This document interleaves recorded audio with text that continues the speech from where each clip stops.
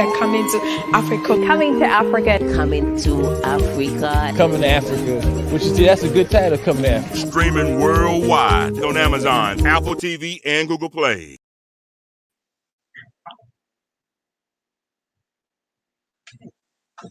Greetings, everybody. Akwaba, and welcome to Living My Best Life in Ghana. Yes.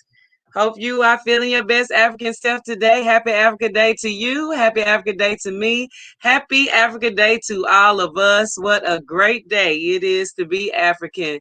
Hope you're having a good day today. I hope you had a good day. Some of us are into the next day. So, Machio, good to have you here with us. Hello and greetings. And I'm just elated to spend some time with my family right here on Living My Best Life in Ghana. Yes. So things are really moving very swiftly for us. Things that we can do to better ourselves as African people. We're on the move. We are building now. We're building the very best Africans that we can be. And I'm excited for that. I'm excited that we are ready. Okay. I'm excited that we're ready for the best of us, the best in what we have to offer. It's springing. It's like spring chicken around here. Everybody is growing. I'm seeing seeds being planted. I'm seeing seedlings. I'm seeing flowers blossoming in the midst of winter, because we're in the midst of winter where I am. I mean, we've been snowed in here in Tennessee for some time, about a week coming up. And today is February the 17th, but when it's like this city stops, because we're not used to having inches and inches of snow like we've been having from this winter storm that's affecting the South right now. Okay, so yeah, it's something to get used to. Normally, I'm not even here experiencing winter. I'm a tropical baby, even though I was born in December. But it was December Africa time. It was Africa weather when I was born. So I'm not used to this, and I will never get used to it. I don't like it at all, but I still have to keep going. We have to keep going, and we have to survive like we do, survival of the fittest. Okay, as Black people are. So I'm glad that we are able to adjust ourselves until we are able to hit the springboard and head on over to the motherland, as we should, and reap the benefits of having all climates on the continent. Because I tell people all the time, it's not like what you see on the map, little bit of Africa just stuck right there, no. All the continents can fit inside Africa and room left. Okay, and it stretches from the northern part of the hemisphere to the southern part of the hemisphere. So Africa has all types of weather.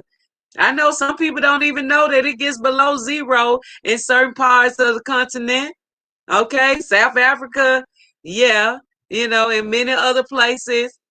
Okay, so this is things that you will learn about your continent, your homeland, when you get there. As you experiencing globe trot and go around the continent and experiencing life as an African. Okay, I'm excited about the time that we're in, that knowing that the African free trade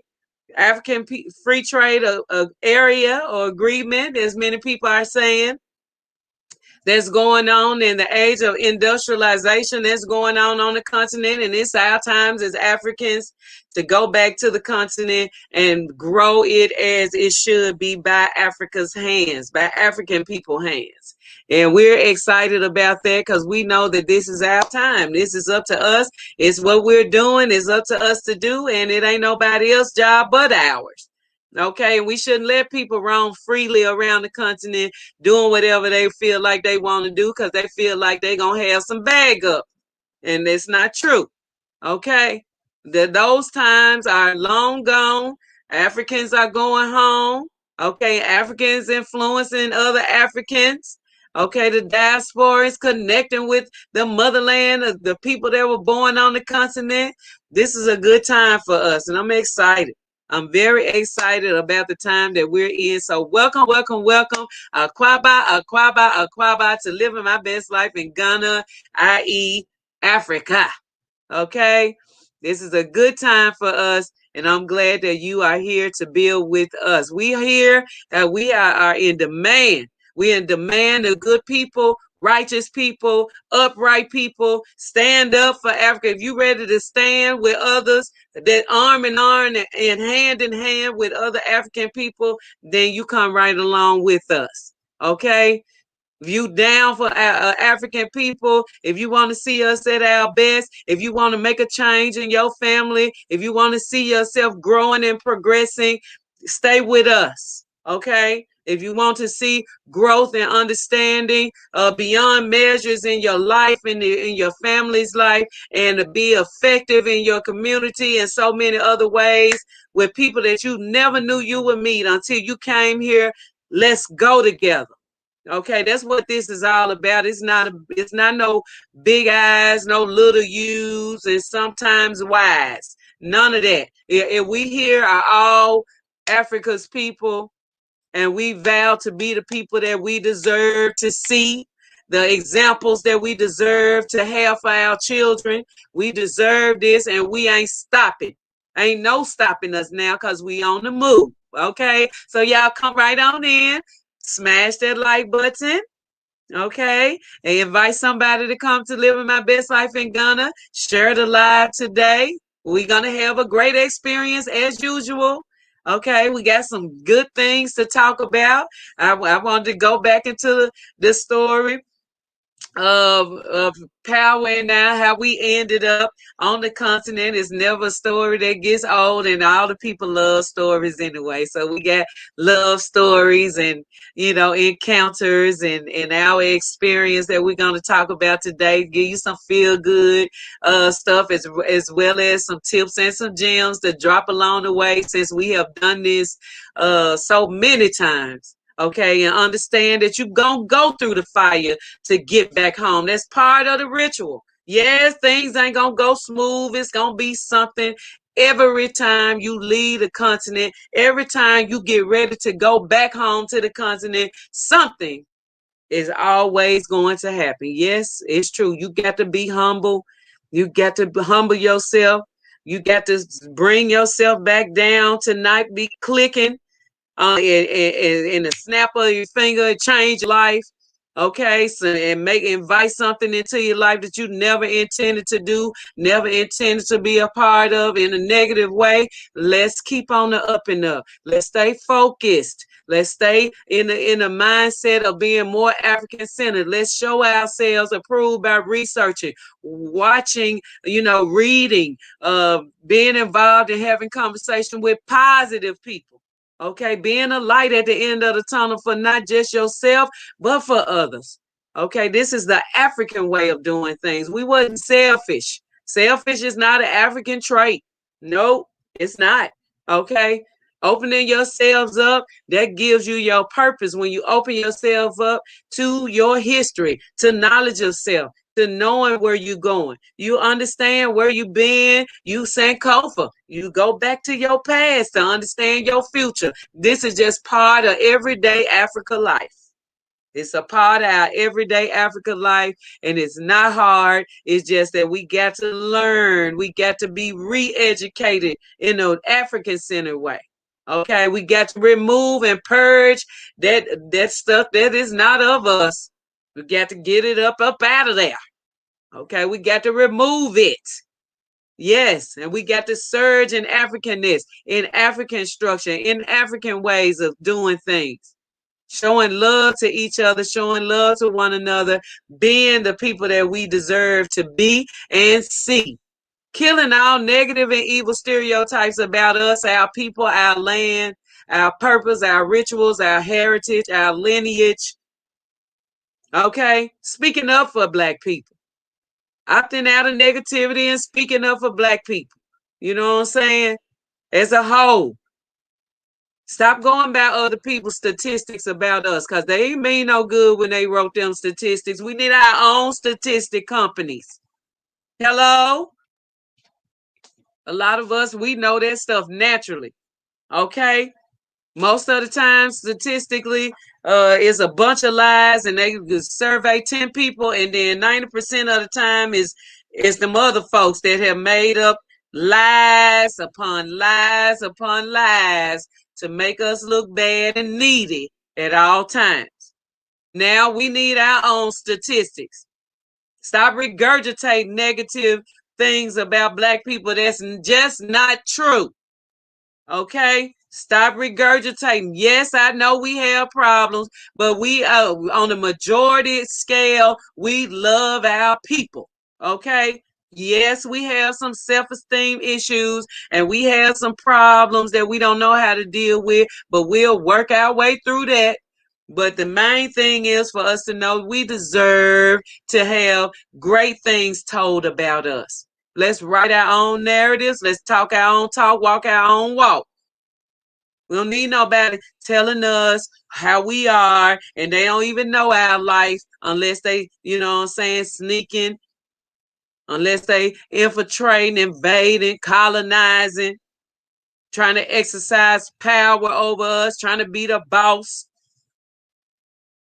You're trying to act like they ancient, but they the Johnny come latelys. No, we're not allowing that. We know who was here first, who been here for millions of years, and who recently came across the scene and trying to claim everything that belonged to us. No more. No more. We're not doing that. We're not doing that. We're going to write our own statistics. We're going to think properly. We're going to expand ourselves. Okay? We're going to expand ourselves. We're going to expand our heart too. Expand our heart to be more open and be more humble when it comes to those that are most important in our lives. Because, see, this society teaches us to turn on our own self, to turn on our people, to turn on our children. If that we don't follow generalized protocol as if our lives are not special or unique in so many ways, and our setup, our family setup is not unique in so many ways. A lot of us born on the same street, and we got different interpretation of what happened on them streets. A lot of us were born in the same house, lived in the same house together, you know what I'm saying? But we were the first child. The first child had a different experience than the second child. The second child had a different experience than the first child and the third child, and so on and so forth. There's no way that you can sum all of that up into generalization and knock people over the head and tell them y'all doing the same thing. There's no way that can be done successfully without lying on people, without lying and degrading and demeaning people when you don't know their intricate and unique circumstances. It's no way for nobody to come along and tell you and your family that y'all not worth something because thus and so. There's no way for nobody to tell you you ain't due for no help. You can't get no help because you got a felony. It's not right for nobody to tell you you can't get a job because you ain't passed the background check. But the people that's actually doing the check, that's doing the drug test, that's doing all of that, are heavily addicted to narcotics. The ones that's doing the check and pointing you out and pointing three fingers back at you and back at themselves are the ones that's on the narcotics. Okay? That's telling you what's accepted and what's not accepted. They're the ones that demean you all the time when you try to go get these jobs because they make you feel like you need them and they don't need you. When if they don't have a workforce, they got to come off their yachts. They got to come off their vacation homes. They got to come off them slopes, and they got to come and they got to work for real. Okay? And we not accepting that them crumbs up under the table anymore. It's time for Africa people to soar. It's time for us to become entrepreneurs. If we're not entrepreneurs, it's time for us to work with Black companies. It's time for us to partner with companies. It's time for us to get somebody that need investors on the continent. I tell you right now, 100 of us today can say that we are going to invest in a beauty shop in Ghana right now and create wealth for everybody that's involved. Okay? If you know that the average income for somebody on the continent is 300 cedis, which ain't even $100 a month. Okay? And if you can take a space, put your spin on it, you can hire 5 or 10 people or 15 or 20 people, depending on your position at McDonald's right now. Okay, but depending on your position at any of these places. I say McDonald's because it's, that's everybody know about McDonald's, but Target, whatever. If you work in them jobs, okay, and you want to see yourself, all you gotta do is touch down. You gonna see. A lot of times we be planning what I need to do, what I need to get into, and you ain't even touched down yet. You gotta touch down. You have got to touch down. You have got to touch down so you won't be so anxious to do something that you will regret. You got to touch down. Don't cheat yourself. You gotta feel what Africa is like. You can't live vicariously through everybody else and do everything and get it done before you even get a chance to touch down without facing some consequences. You can't do it.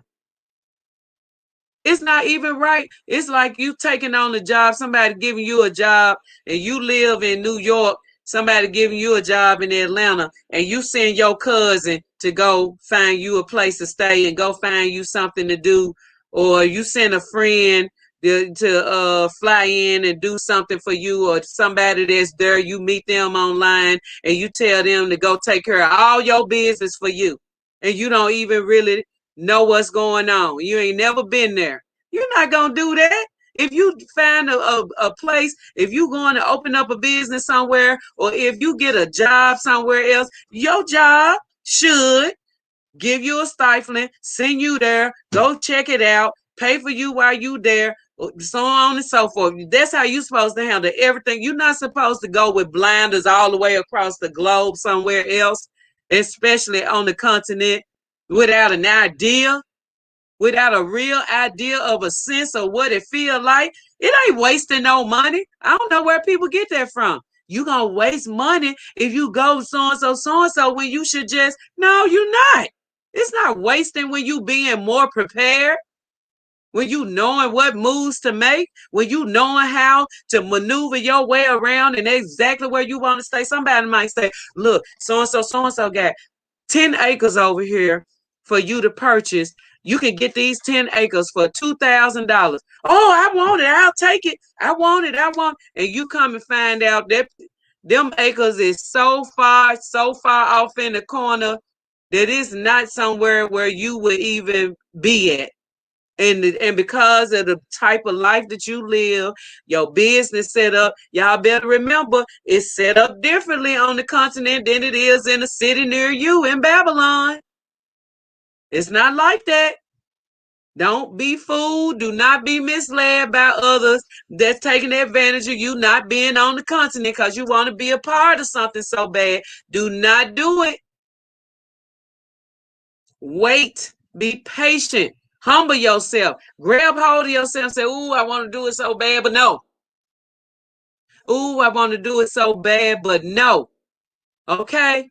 Unless it's somebody you trust, somebody that walk the walk, talk the talk at all times.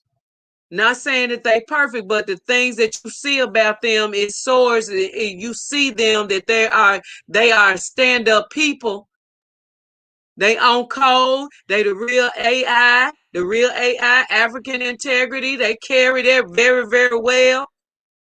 They don't straddle the fence. They don't hold on and double talk and out talk and not a listener. You cannot. If they already into it with somebody, it's just a matter of time they're gonna be into it with you. Please don't do it. Please don't. I just have to tell you the truth, because a lot of us we going so fast. We need to slow down. We need to slow down. Okay. I love my people. I would never, ever, ever take advantage. I don't see how, but when people are driven by other things, then they do stuff that they normally would not do, or they know that's not right. That's why, as African people, we have got to make sure that we understand that everything has to be done in decent and in order, especially in divine order. Please don't go past that. Don't go past that, because you're going to spend money on something that you'll never get a chance to use. You'll spend money in an area. Now that's wasting money. When you send your money somewhere and you don't know where your money going, you just trusting and believe. Okay, if the person that you dealing with is not heavily involved, baby. If they not heavily involved as well, then you should don't touch it. If they don't have as much at stake as you do, then don't touch it. You can wait. Cause one thing about it, you're gonna learn things ain't on no time crunch when you on the continent. It ain't like that in Ghana. When you get to where things happen like they supposed to, people understand things happen. Things are not on the time crunch unless you make it like that. You bring that pressure with yourself. Cause things don't go like that in a timely fashion, like what should happen, what shouldn't happen. No, none of that happen. None of it. Okay, so I had to be perfectly honest with you on how you supposed to deal and how you supposed to know how to make moves and do things when you're on the continent. Okay, and understand that you don't owe nobody no explanation because you want to touch down first. You don't owe nobody no explanation for that, for having to touch down first before you do anything. You don't owe nobody nothing. Okay, you do stuff in your time. Don't feel no pressure from nobody. I don't want nobody feeling pressure. Africa ain't like that. It's not no pressure like that. It's not. Only way you design pressure, you be pressured if you allow it, or you take it with you. You take pressure with you, you gonna feel it. And it ain't even that type of atmosphere. That's why you got to understand. It's totally different. Some things that you got to regulate about yourself before you leave here. Before you leave to go to the continent, it's just things that you need to know. Okay? So I'm going to start off saying hey to the family. Hey, Felicia. Peace and love, family. Felicia said, and Auntie Wendy in the house. And good morning, Royal and Blig family. Checking all the way in from Rwanda, baby. Annette Lewis said, greetings, Queen. Annette, much love to you. Grand risings, everybody. Good grand evening, Limblick family. Peace, love, and prosperity to our Asheo. Okay. Lynn Turner is in the building. Greetings, Limblick family. What's up with you, Lynn? How you doing? T Shields said, greetings, family. Much love to you, T Shields. Glad to have you here. Anja Africa. Blessings, Royal Limblick family. Royal and loyal. Okay? That's very special. Now, quiet by my noble African Limblick royal family. Yaya Bay is in the building. Much love to my brother. Synovia said, hey to my Limblick family. Much love to you, Synovia. Good night, African kings and queens. The God in me 31 has arrived. Hey, the God in me. T. Shield sounds so excited that we are the pioneers, and I'm a part of this, and I am too, love. I'm so excited too. Auntie Jacket said, greetings and blessings, family. Hey, Auntie. Yes, much love to everybody, the savvy African entrepreneur and investor. I'm poking my head in, taking care of my dad, so not able to stay. I love y'all. We love you back. Yes, much love to you, everybody. Blessings. upon Dad and you, okay? The savvy. What it do, Little Big family? What's up with you? Sylvia is in the building. Kelly Watts. Hey. Hello, Little Big family. Aquaba. Future. Love the look. Thank you. Much love to you. Thank you so much. Feel a little refreshed, okay? Been catching up on some much needed rest and doing some things, okay? Lady D. Greetings and peace, family. Much love to you, Lady D. Hey. Hey. I love that. Okay. Much love to everybody. Everybody speaking to everybody around here. Saying hey and love to all. My Joe. Greetings, all. S Queen Rob in the house. Much love to you, S Queen Rob. Power is in the building. What's up, good peoples? What's up going? What's up going? What's up going? What's up, Guan? Yeah, it's my own. That's your own What's thing? up going? That's your own thing? Oh, yeah. Greetings to all. It's Queen Rob in the building. Y'all come on in, smash the like button. Come on in and have some fun this afternoon, this evening. Okay? My Joe to all Africa's people. Much love to the blind guy, his wife, and their live. People. Yo. Everybody. Hey. Yes, it's a great day today. We got some great subject to go on. Everybody speaking and saying hey, showing love, all of that good stuff. Much respect to the king. Sinovia, what's happening? Bambalier, much love to you. Greetings to everyone from the Prince of Mending Empire, aka Mali Empire, Ningbara. Much love to you, Bamba. Great to have you here. Air Power, blessings, brother. Future, you know he makes up words too, yeah. He do. Oh, tell what's up, sis? I'll make one up in a minute. He do. He do make them Shambo up. Humba good. You understand?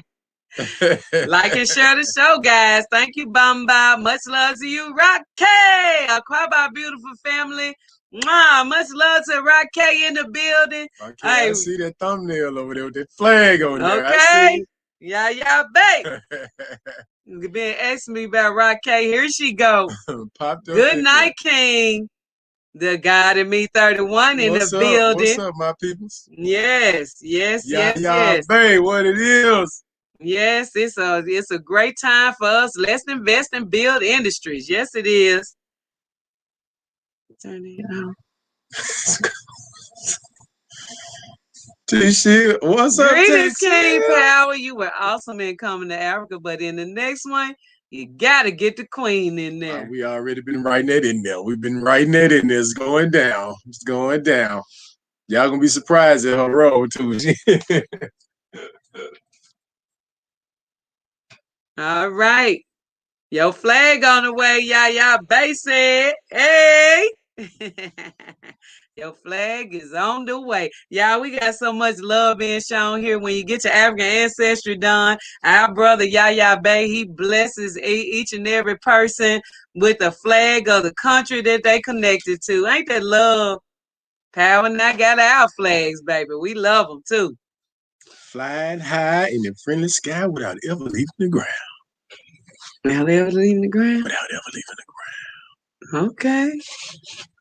All right, so we're going to be talking about a thing or two right now. We're going to go into, which is a good time for us. I'm going to make me some tea. I'll make me some in just a moment to sip on. How we quit doing the same things, expecting different results, okay, in Babylon and move to Africa. That's what we're going to talk about today. We got... That means stop being insane and move and do your thing. That's what that means. That's what it means. Insanity is, by definition, doing the same thing over and over again, expecting something to change. No, man. It ain't gonna happen. So stop that campaign. Stop. You got crunk already. He just came here and got crunk.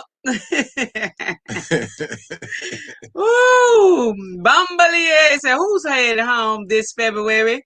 Okay, that's a good question. Going. Jackie C, what's up with you? There's Auntie Jackie in the house. What's up? What's up? Please sing in part 2, Queen Future.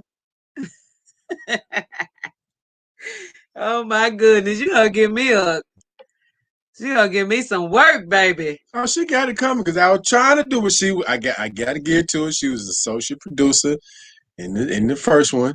Y'all see her name in the credits. My baby name is in the credits. Doing one, she did a wonderful job dashing through those across streets in the McCry ATM. She was dashing through the streets with no snow, taking care of the business, making sure everybody was, no snow. You know, she was on payroll. She was taking care of payroll and all the oh my God, financial work for the first movie. So, oh my goodness, we're gonna get in there.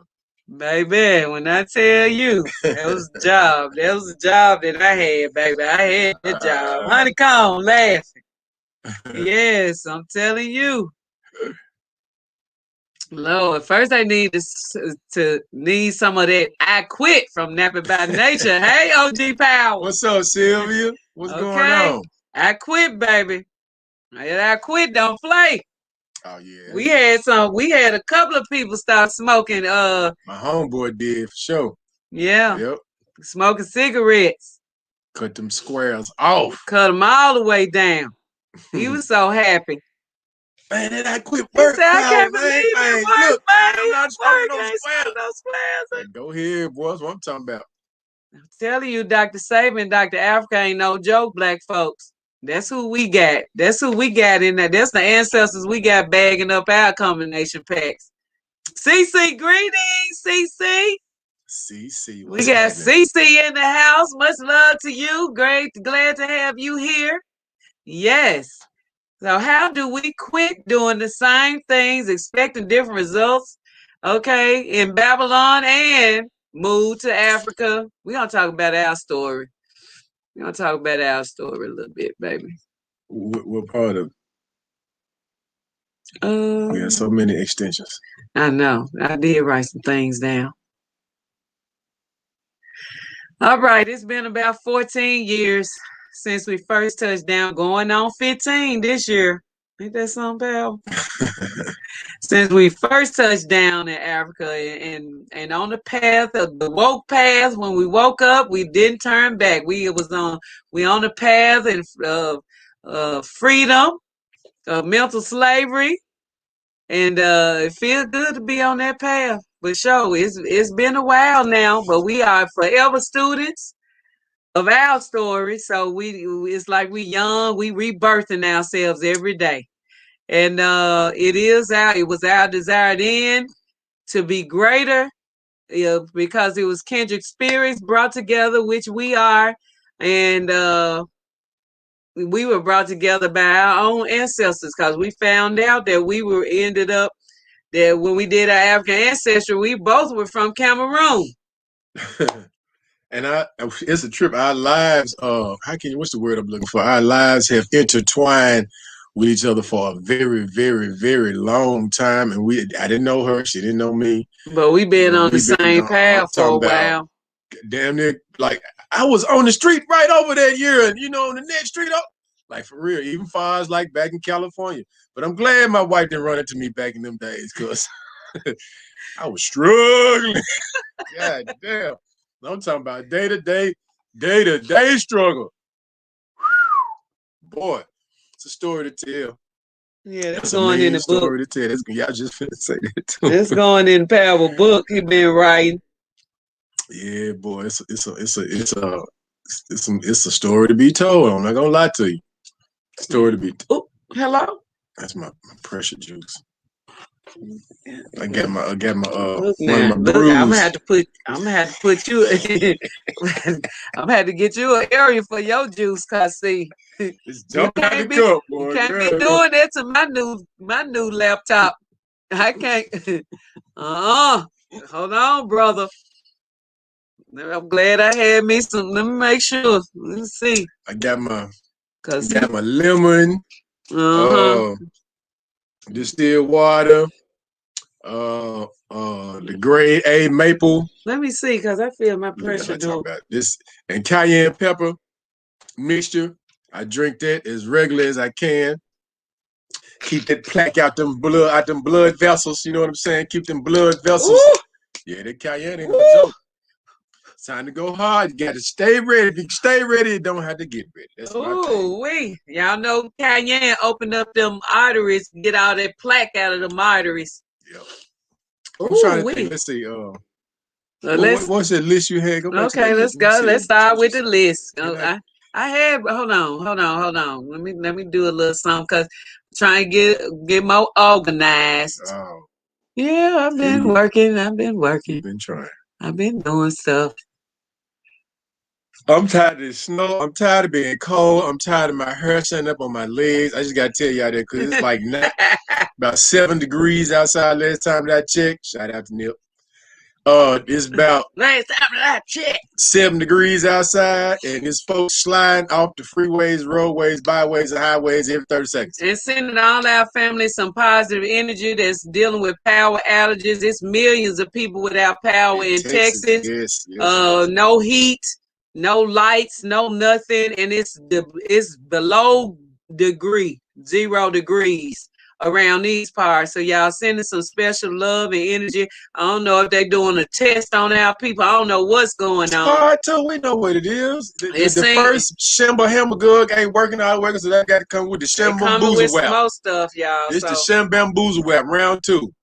Yeah, so we want to take notice that we are paying attention to what's going on with our people, and sending some special love and support and comforting energies to our people, and find a way and make a way out of no way to get warm and stay warm. I mean you got to go and get some what's that? We had kerosene heaters back in the day. I got a brand new kerosene heater with kerosene in a box just for power outages. So if y'all can find you some kerosene heaters do work. Some generators too. Generators, because there's a lot of people without power, and I know 4 million. What was it? 4 million people? 4 million. 4 million people without power with no generators or no. That sound like all of Texas. Oh my God, it do. It sound like a lot of folks. But that's what's going on. Okay. Hamburger. That's the new one, Shem Bamboozle Wham. That's when it's totally haywire, y'all, baby. It's going monkey nuts outside. It's going, hey, that's. It sounds just like y'all baby with them net booty. Okay. Oh, man. Yeah, so we're going to have some fun tonight. We're going to tell y'all some good stories. Where Miss Mendes know to pop one at. Y'all make sure y'all go in the offline support group. Let everybody know we on live, because she love the stories. Jaton, you know what I'm saying? You know, every time you say Jaton, she pops right up. Okay, power on the one. Yeah, I'm on one tonight. That part. You on one. Kelly laughing. Oh, my goodness. Trucker George said hello to you. Yes, it's half of Texas. See that? And all them people in Texas? Oh my God. Trucker George, baby, what's going on, y'all? Well, that pile up. My son showed me a video of that pile up. It spooked me, and I was watching it virtually on the internet. Man, trucks running all up into each other and jumping on top of the man. It's crazy, man. Ooh, it's so crazy. So crazy. I don't see how people was going that fast. But yesterday we had this. I'm sorry, baby, cut you out. Yesterday we had the sun up yesterday, and it was causing a little meltdown, just a little bit, not much. But that boy said, "Hair like baboon back." Raw like baboon booty. Oh my goodness. That made me lose my train of thought. I was talking about the sun. Then they was up spraying yesterday to guarantee that there was gonna be some more snow today. Crazy weather. Yeah, man. I'm not bamboozled and by no means at all. I'm trying to let's see. Okay, now first question. Can we give you a brief but sacred summary of our relationship in the beginning? Y'all want me to tell my story? Y'all want me to tell the baby story, or that's No, going back too far? no. You got to go back before that. What's before the baby story? Ain't nothing before the baby story. Cause y'all know I'm older than Power. Oh, here she go with this old. Uh-oh. These little old 2-3 hours, man. I'm tired of it. This was 11 months, actually. Good evening. It's crazy here in Texas. No power for the third day. Oh, Chrissy G. Man, Hey, I just can't understand. We as cold as it is, and we got power in this cold. I'm so ooh. It's heat on. It's still cold. It's still cold. We ain't had these degree weathers since Ever. I ain't never seen no 8. Did we have this when we had that winter storm? I wasn't here then. You wasn't here? No. When you talking, that wasn't when you talking about we was on Mama Ride. That Yeah. one, that was the inline hurricane we had in Tennessee. That's the only one that we had never heard of before. We ain't get talk nothing about no inline hurricane, but my goodness. Well, y'all let me know if y'all want me to tell the story about the baby story. Don't. Zenobia, y'all want to hear the baby story?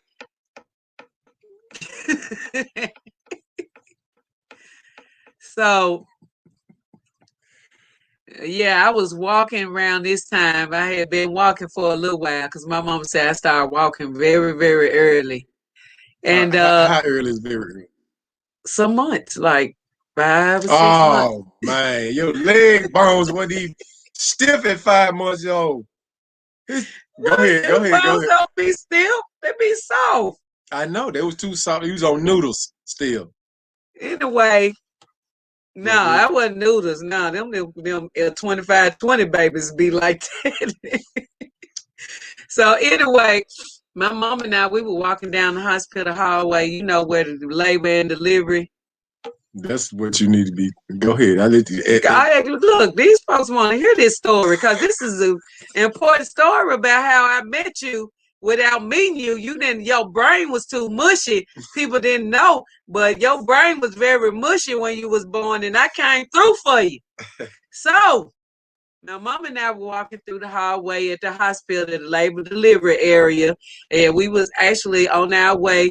But anyway, we was walking down the hallway, and I kept hearing this baby crying. I'm looking around. I'm like, I hear a baby crying.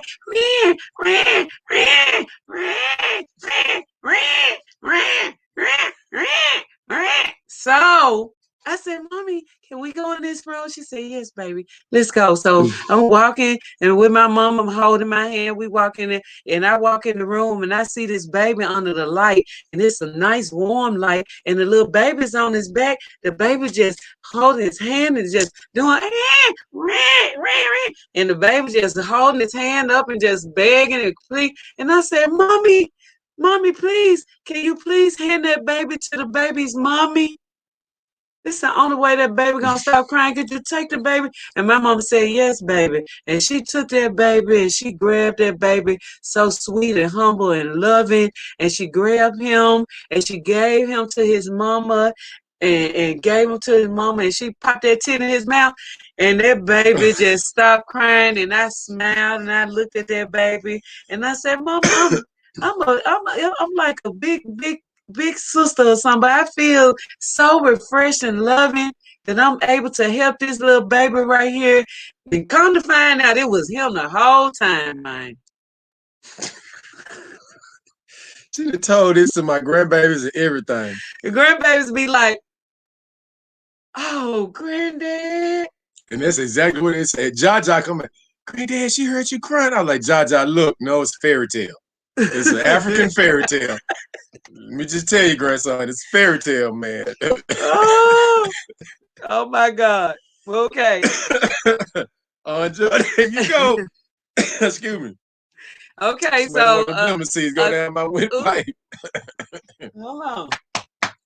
Oh my okay? goodness. Yeah, I'm straight. Okay, now another story. This is summaries of how we became in the relationship from the very beginning. Power vouch for this.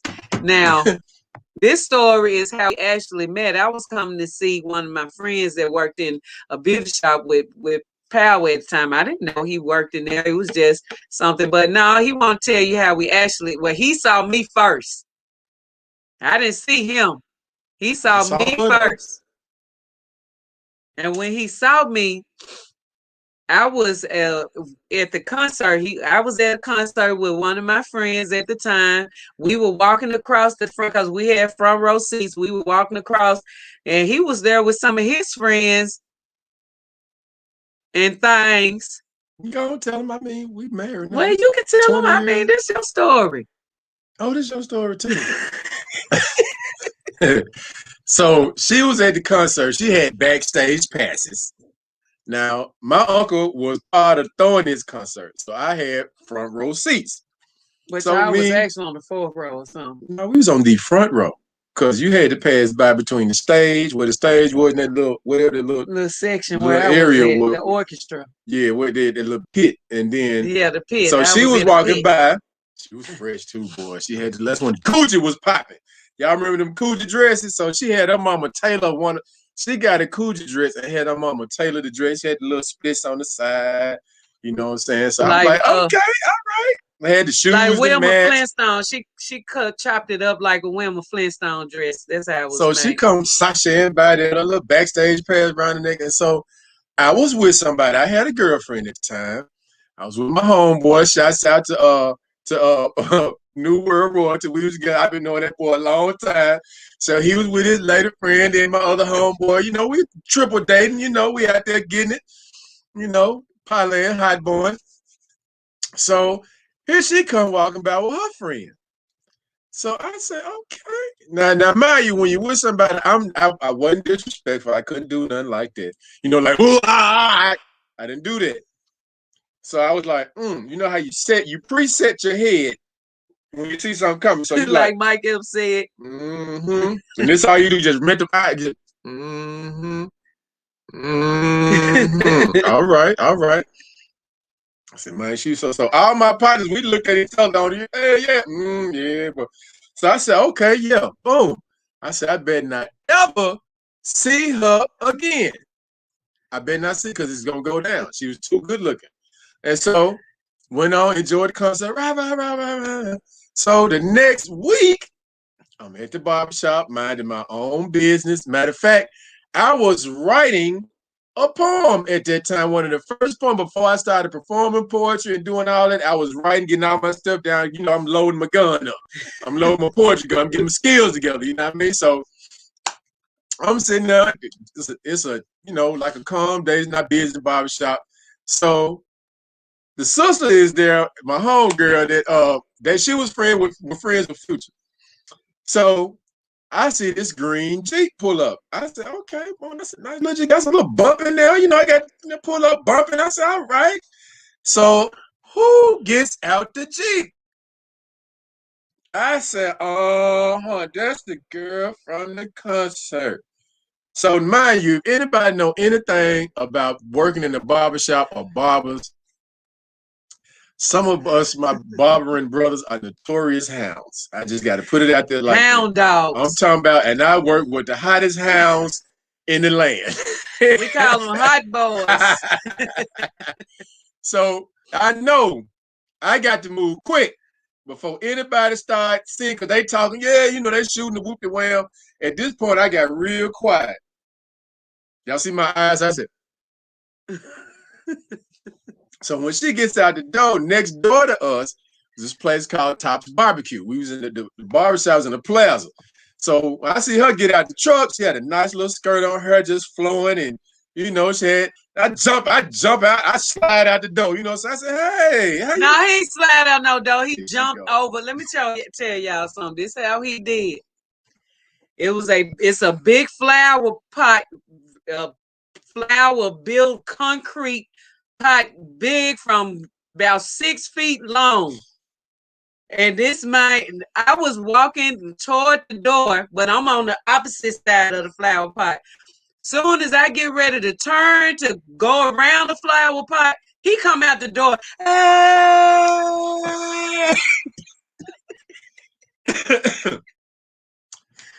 Jumping over the flower pot to get to me. I'm like, whoop.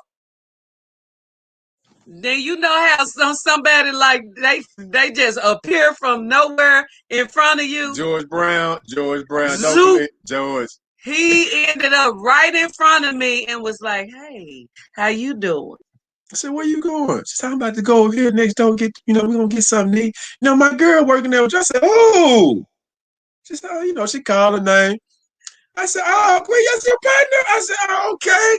So when she said that Q was her partner, I was like, "Oh, I already know what time this is." So she went on in the place. I said, "Where you going to get something to eat? We're going over here to Tyler Barbecue." So I said, I walk over there with you. So I walked over there with you, and I told her right there, this the line that got it right here. I said, "You way too beautiful to be eating pork. I can't let you eat this pork." So I got, ordered some burgers or something like that was better, but it was some burgers or something. And what caught my attention was I'm a Scorpio, so I know the power of eyes. She looked me in my eyes.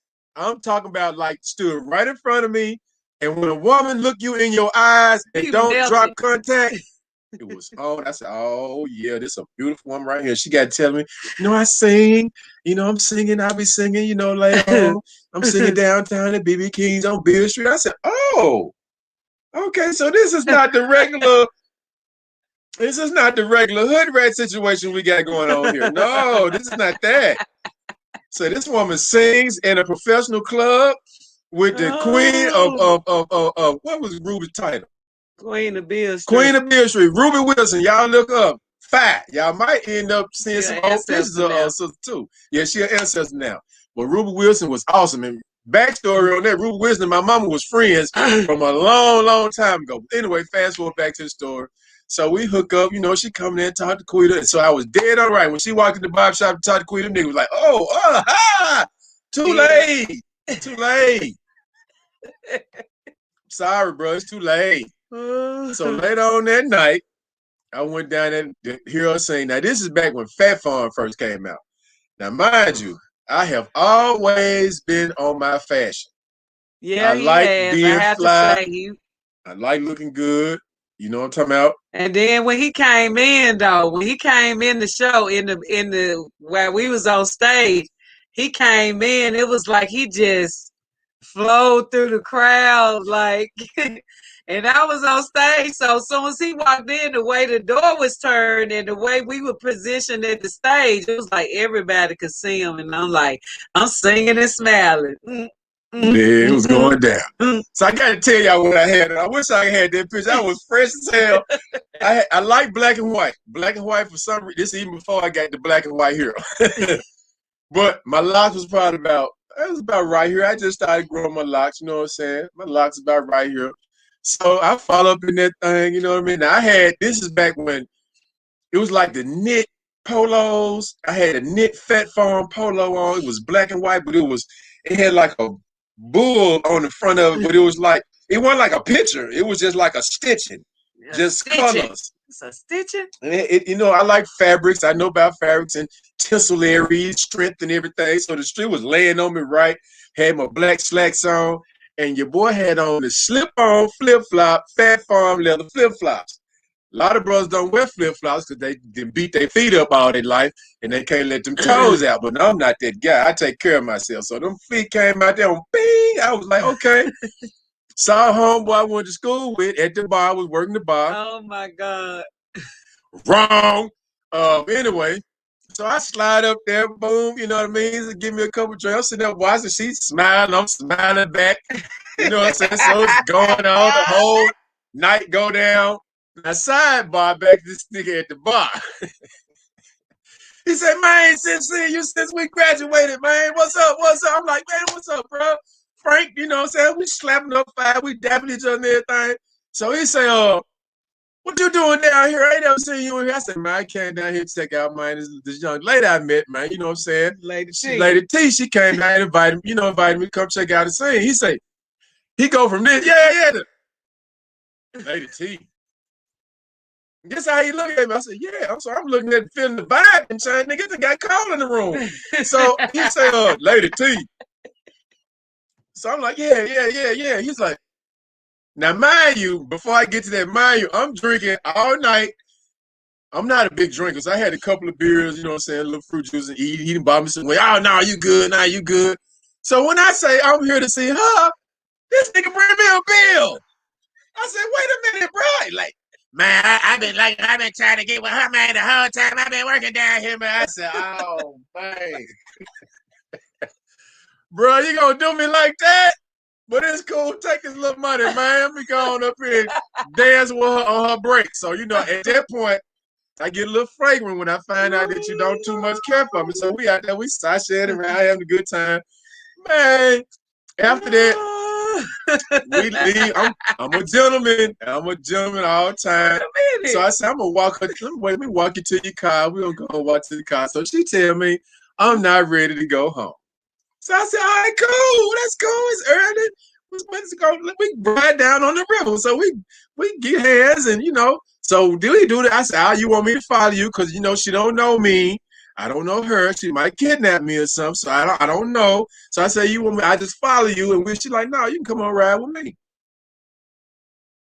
Bam. Okay. So she trusts me. And I am a good guy. So we get in a Jeep.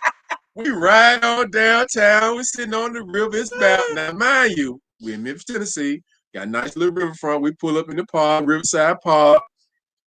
It's other couples out there walking around holding hands. And, you know, it's the couple spot. You know what I mean? We out there parlaying, you know, doing our little thing. So next thing we know, the police pull up. Now we about an hour and a half, 2 hours in the conversation. This the first date. This the first date. This the day she'd say I jumped over the ivy and all that stuff. This the same day. This is that night. So we had a fun-filled day that whole day. It was crazy. The police pull up and close the gates in the damn park. And block the gates with their police cars. Man, they give everybody in the park tickets for being in the park after dark. So I'm like, man, you have got to be kidding me. They called a paddy wagon down for folks that got warrants, you know what I'm saying? Because it's all black folk down there. So they taking folks to jail and everything. So in my line of duty at the time, I was not a stranger to this type of behavior, but I don't know where she come from on this. So I don't know if she gonna be like, I don't know nothing about this guy. So the police get to us, they ask us a few questions, this, that, and the third. I'm like, man, we down here parlaying, man. We on a date, man. You know what doing. So she say the same thing. So I'm like, okay. She know how to handle herself. She didn't get shook by the cops or whatever. You know what I'm saying? It was like FTP. NWA, baby. You know what I'm saying? So I said, okay, that's cool. Boom. We get our tickets. They unlock the park. We pull out. So she takes me back to my car. We're probably about 2 blocks away from Beale Street. So I give my keys. I say, it was so nice. I had a wonderful time. You know what I'm saying? I come to see you again, this, that, and the third. So she's like, I'm not ready to go home. Okay, cool. Well, let's go get something to eat. So we go. This place don't even exist no more. CK's Coffee Shop. It's one somewhere in the city, but the one we went to don't exist. It's a funeral home now. So we go to CK's Coffee Shop. We eating, we talking, we eating. And I'm just looking at her face. She's so gorgeous. I'm like, oh, man. Whoo, this is a beautiful, because I like brown-skinned women. I like them brown. The blacker the beard, the sweeter the juice. And she fell right on the black meter. So I was like, yes. So, man, we eating and parlaying and having the ball. And we spent all night together. We just talked and laughed and looked in each other's eyes deeply, smiling. And that was going on 21 years ago. And here we are today. And the rest in between. Boy, it's booked. Oh. Yeah, George, it went down like that. But the girl I was with, when I first saw her, we broke up. Rest in peace, because she passed on. She was she was murdered later on in years on down the line. But rest in peace. But man, it was a trip, boy, because all of the dudes, they were like, man, you got your woman, man. So let me tell y'all, this is how brothers do when they find out a guy got a good girl. So we used to throw parties. We did all of this stuff. We did some of everything. I'm just that future NWA baby. All peace and incense go straight thug real quick. All Like, day. what? That's what got me married right there. We got to tell y'all that story too. But anyway, What story? about how I married you, how I decided that we was gonna get married in that level. Yeah, that was a good one. Look, Zenobia said, fast tail, get your little butt home. Oh, I was the best gentleman I knew how to be. love at Zenobia. first sight. It was love at first sight. Yes, Man, it was. I'm telling y'all, you hear people say that. At that point, I wasn't thinking about getting married. I was having so much fun. And I still had fun because, she introduced me to traveling. I used to travel with my homeboys. Saying we buck going to take care. We going bungee jumping in Biloxi and we doing all type of crazy stuff, man. But when I met my wife, she introduced me to a whole nother level of having fun with your woman. You know what I'm saying? And I embraced it. I embraced it. Ooh, Lady D Oh, my said, I goodness. just love y'all energy, vibes, and laughter together. Power into the future. Power to the future. Thank you, Lady D. Appreciate you. Kelly White said, power, Man, what a great story. Beautiful story. Thank you, Raquel. Thank y'all. Oh, Malika said, sounds sweet. You had the best ball and chain around your ankle. Made him to some shoes. You know what I'm saying, Joey? For real. Ooh, the black of the berry, the sweet of the juice. I know that's right. You added a big behind. That is right there. LOL. Bam, baby. Black baby. If you take Africa out the room, everything will just deflate. Everything is over with. If you take Africa out the room, I don't care what room you're in. If you take Africa out the room, everything else will just go bad. Go bad, just like the sun. Okay? Okay, where did we come up with these expectations to live up to? Oh, it was conditioning. We was conditioned to you talking about our African expectations? No, I'm talking about when we quit doing the same thing in Babylon, expecting different results. I had to. Because if I hadn't, I wouldn't be sitting here right now with this woman. She actually saved my life, and I can't lie.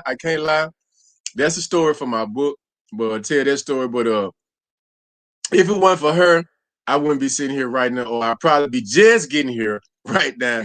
But Kelly White said not shooting the whoop-de-wham. Yeah, I was shooting the whoop-de-wham, boy. Don't play. Deflates. Everything deflates. Yes. Yes. Yeah, we came up the way we was coming up, you know what I'm saying? Thought we was living life and living it to the fullest, chasing the American dream, which was really a nightmare, but we didn't know it. We was young, we had the same expectations as every innocent young couple do. We was trying to get on track and trying to live like people say, and this person is supposed to do this and this person's supposed to do that. That should drive you crazy. And it was really, really tiring. When we was first, before we got married, it's like, okay, I'm still a barber. And I've been a barber for a long time. Barbering has taken me all around the country and sustained me my whole life. So my thing is, it's like, okay, I got to do more. We're trying to get I got to buy a ring. I got to help pay for the wedding. I got to do this. So I'm trying to find extra jobs on top of, my barbering job. Now, I've been to college. I got, a college education, the whole 9 years. I got all this. When I met Future, I had just graduated from paramedic, EMT paramedic school and everything. You know what I mean? So I'm trying to get into that. I'm doing my thing. So I'm going to grocery stores. I'm going to jewelry stores, Walgreens, Walmarts. They say he was overqualified. Every goddamn thing in between. I can't get a damn job. Are you serious? I had one told me that, oh man, I can't. If I hire you, you might take my job. What? He was serious. He was dead serious. So I'm like, damn, I can't get no job. So at this point, I'm like, man, I got to, I got to pay for ring. I got to do this, I got to do that. So I stayed at the barbershop. And when I tell you, this is how the ancestors look out for you. The time that I went on that last job interview until we got married, people just stopped pouring into the barbershop. I'm talking about it was just droves of people just started coming to the It was like the barbershop, man. ancestors, like, you ain't got to go nowhere. We got you. Like, And you don't it have to was do just nothing else, people man, just because you've been trying. You really you been really trying. tried. Yeah. So they gave him all the money that he needed and we needed to finance our African wedding. We did have an African wedding. We had an African wedding with a little twist on it. It was so beautiful. We had Nigeria. We had a Nigerian, and then we had a Nigerian wedding. Actually, we had clothes from Nigeria shipped in from Nigeria. We were bare feet at our wedding. We were supposed to do it out in the park, but it rained that day. But we had us a beautiful African wedding. We tasted all the elements. We jumped the broom to represent our ancestors. Sweet and sour, hot and cayenne, hot and sweet and sour, hot bitter. Yeah, and bitter. Yeah, something like that. Yeah. Yeah, we did a lot. We came up with so much stuff for our African wedding. It was beautiful. And then come to find out later on, just now, Power is descendant of Nigeria. So it was like, boy. Now let me tell y'all something about that. Our wedding. That was the first time that anybody from either one of our families came in contact with something from Africa, genuine Africanness. Because we had African drummers, we had a reggae band. Priest, we had a reggae band at the wedding. For real. Because we had to shift that day when we was going to we had planned out, had everything.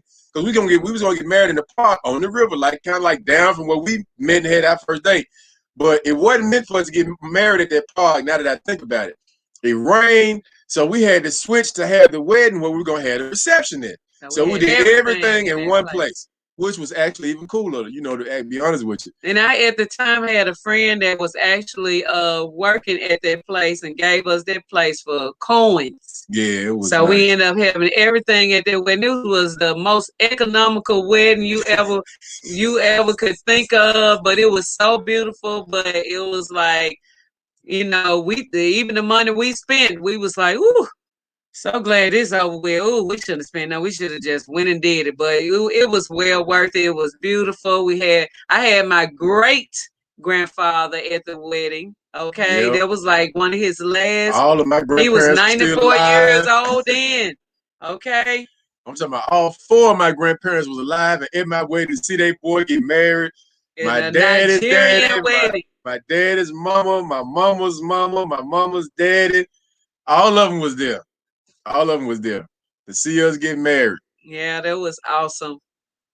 George Brown said, "Are you in Africa now? We supposed to be." Yeah, we in the town with the snow coming down, George. Yes, thanks for the love and that comes with your show. How can we support you? This is our information that's going across the ticker at the bottom. Appreciate you. Thank you so much for the support. We appreciate it. Okay. Were we chasing the American dream? We thought we was. Yeah, we thought we was. We thought we was, and ended up finding out it was a nightmare. And we have no idea that that's what we were chasing, but we were at the time. Yeah, it was. It's like I always had how can I say it? I won't say woke, but I knew in which direction that I was gonna go and what I wasn't gonna do. It was something else calling because I wasn't doing nothing traditional about living my life at that time. You know what I'm saying? I was kind of like, if anybody saw the movie Belly, I would have kind of been like the Nas character amongst the brothers I was hanging with. Because I'm all, everybody was doing their thing, but I still had an element of knowledge of what to do and what not to do in my head. And I knew, I don't care who you are. If I'm not doing it, it's not me. I'm not doing it. There ain't no such thing as no peer pressure when it comes to me. No, I'm not doing it. I have a fierce loyalty to my friends. But when you meet a woman that you know is in the right direction, hey, man, all that old, my partner, you got to go in the back burner, buddy. And I'm going to holler at you. But when we did that and you stopped chasing it, that imaginary dream is like you put a carrot in front of a horse and he run his life out and never get to the damn carrot. He's just banging the running out after it. Nah, man, we got off of that rat race. When did we realize it was really a nightmare? In 2007. Uh-huh. 2007. Was it 5? Nah, you know what I'm talking about. I'm talking about over there. Oh. Okay. Yeah, that was 2007. We knew. I put it like this. It's like we were coming up to it. You knew that it was a setup at that point. But it's like if you arguing with somebody on the phone, or I won't say arguing with nobody on the phone. It's kind of like it's evil around, and you move trying to move in accordance with knowing that it's evil around. But when that evil presents itself to you in your face, that was 2007. Was that 7? It was 5. It seemed like earlier than that. What was it? We was. I think it was 7. Yeah, it was 7. I think. Yeah, we was faced with some. That's gonna be in the book too, because that was real wild. It was a real wild situation. But that let us know then that it got to be. We have got to be on something else, because if we stay here and try to stay rooted in the mindset of just staying around here, you're not gonna make it. You got to have an option. You got to have an out plan. And at that time, with what we went through in 07, boy, look. We went to Africa in 07, baby. It was before that? Yes, I can tell you it's 05. That was 05. We went to Africa in 07. Yeah, we sure did. Yes, baby. We sure did. We was there at the end of 06 until it's 07. So and that was after 05. that. Yes. So it had to be, was it 05? It was 03? No, it was 5. It was 5? You say everything. No, my wife loved 2005. Was the best year of her life. Everything we did happened in 2005. That's when we realized it was a nightmare. So something, a life-changing experience that we cannot disclose on here. That's something that have to be in the book. But anyway, that was something that happened to us as a couple, as a family with our children.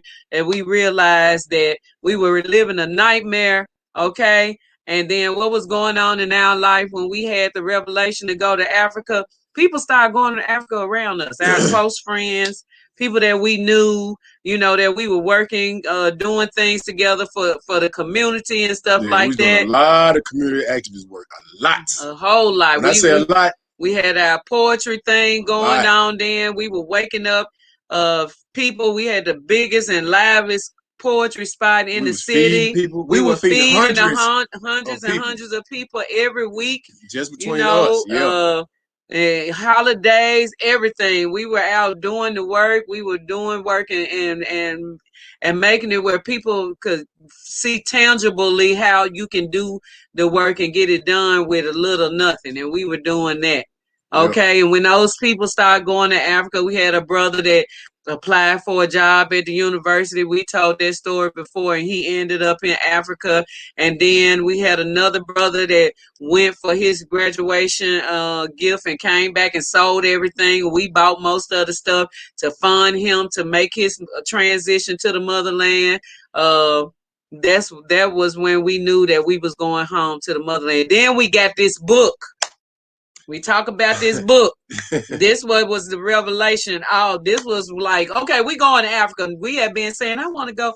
Baby, let's go. Baby, I want to go. Baby, let's go. What's the name of the book? Going home ain't easy, but it sure is a blessing. Yep. By Sister Amerikkka.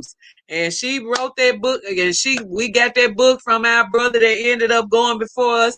And the next thing you know, a few months later, we were in Africa.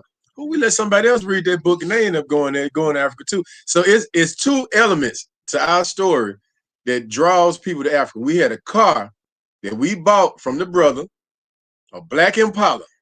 We bought that car and it was the Africa Express. Now, let me tell you, we drove that car from Memphis to Los Angeles, just on a humbug. We drove to LA. And we ain't drove since She like driving. I'm not the driver. I like to fly. I got one road trip a year would have been cool up until now. That's another story. Yeah, because I be on some man stuff. I won't say the driving is cool, but it's like the stuff that as a man I think about driving from state to state, dealing with. You know what I'm saying? The profile, and that's what give me pause from doing. You know what I'm saying? Then I got to. But anyway. Yeah. Did you drink palm wine and eat cola nuts? Yeah, we about to talk about that. But okay, you hit me like hell. Yeah, and gotta put something else up. What I was gonna say? The car is number one. We bought that car, and when we sold that car to somebody, that sister ended up talking about wanting to go to Africa. And then number 2 was the book. The book. Now, anybody that read that book, they end up going to Africa. Yeah, it's true. So we told a lot of people about that book. Y'all make sure y'all get a copy. Sister Amerikkka's book. Going Home Ain't Easy, but it sure is a blessing. It's a great read, and she wrote it herself, and it's a beautiful read, and you definitely should have it in your archives when you get ready to go home to the motherland. Okay, so how was it the first time we touched down? Now, this is where I get choked up at.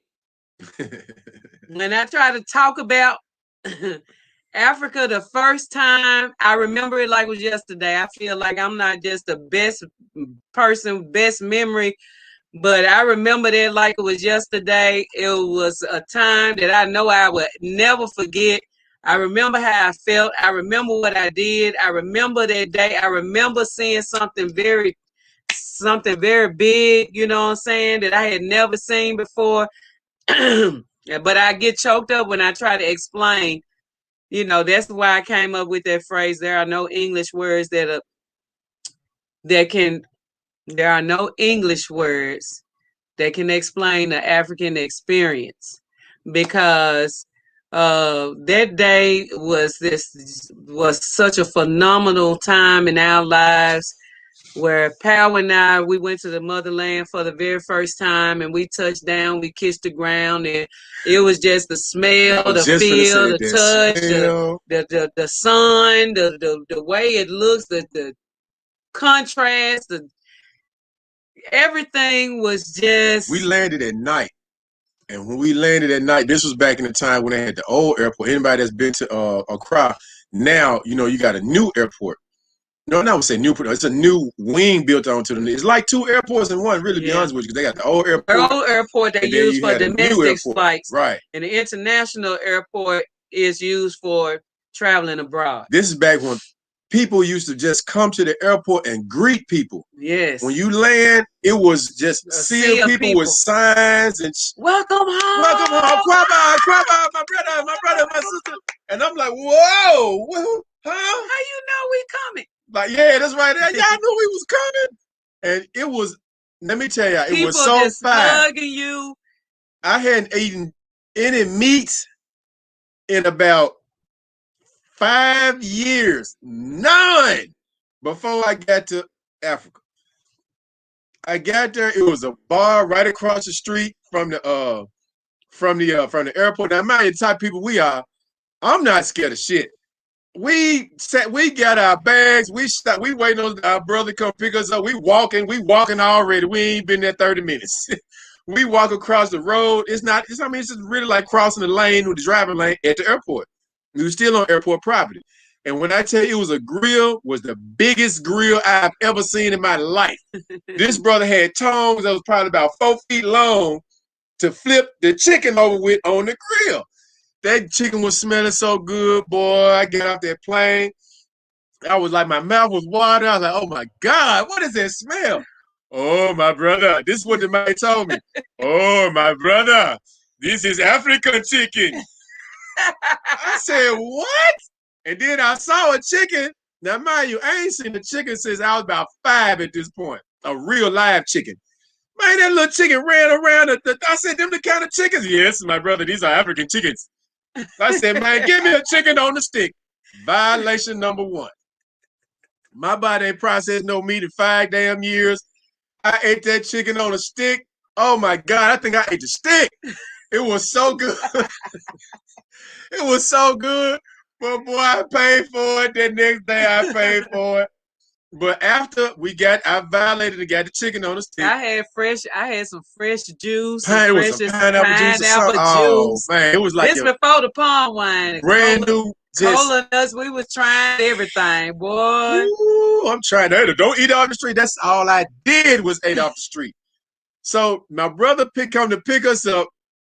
Him, a Ghanaian brother, the brother that came was from Memphis that was working at the university, picked us up.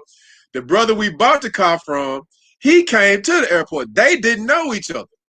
We introduced them to each other in Ghana doing some limb league stuff before limb league was ever put together early on, introduced them to each other. So we end up getting in the car.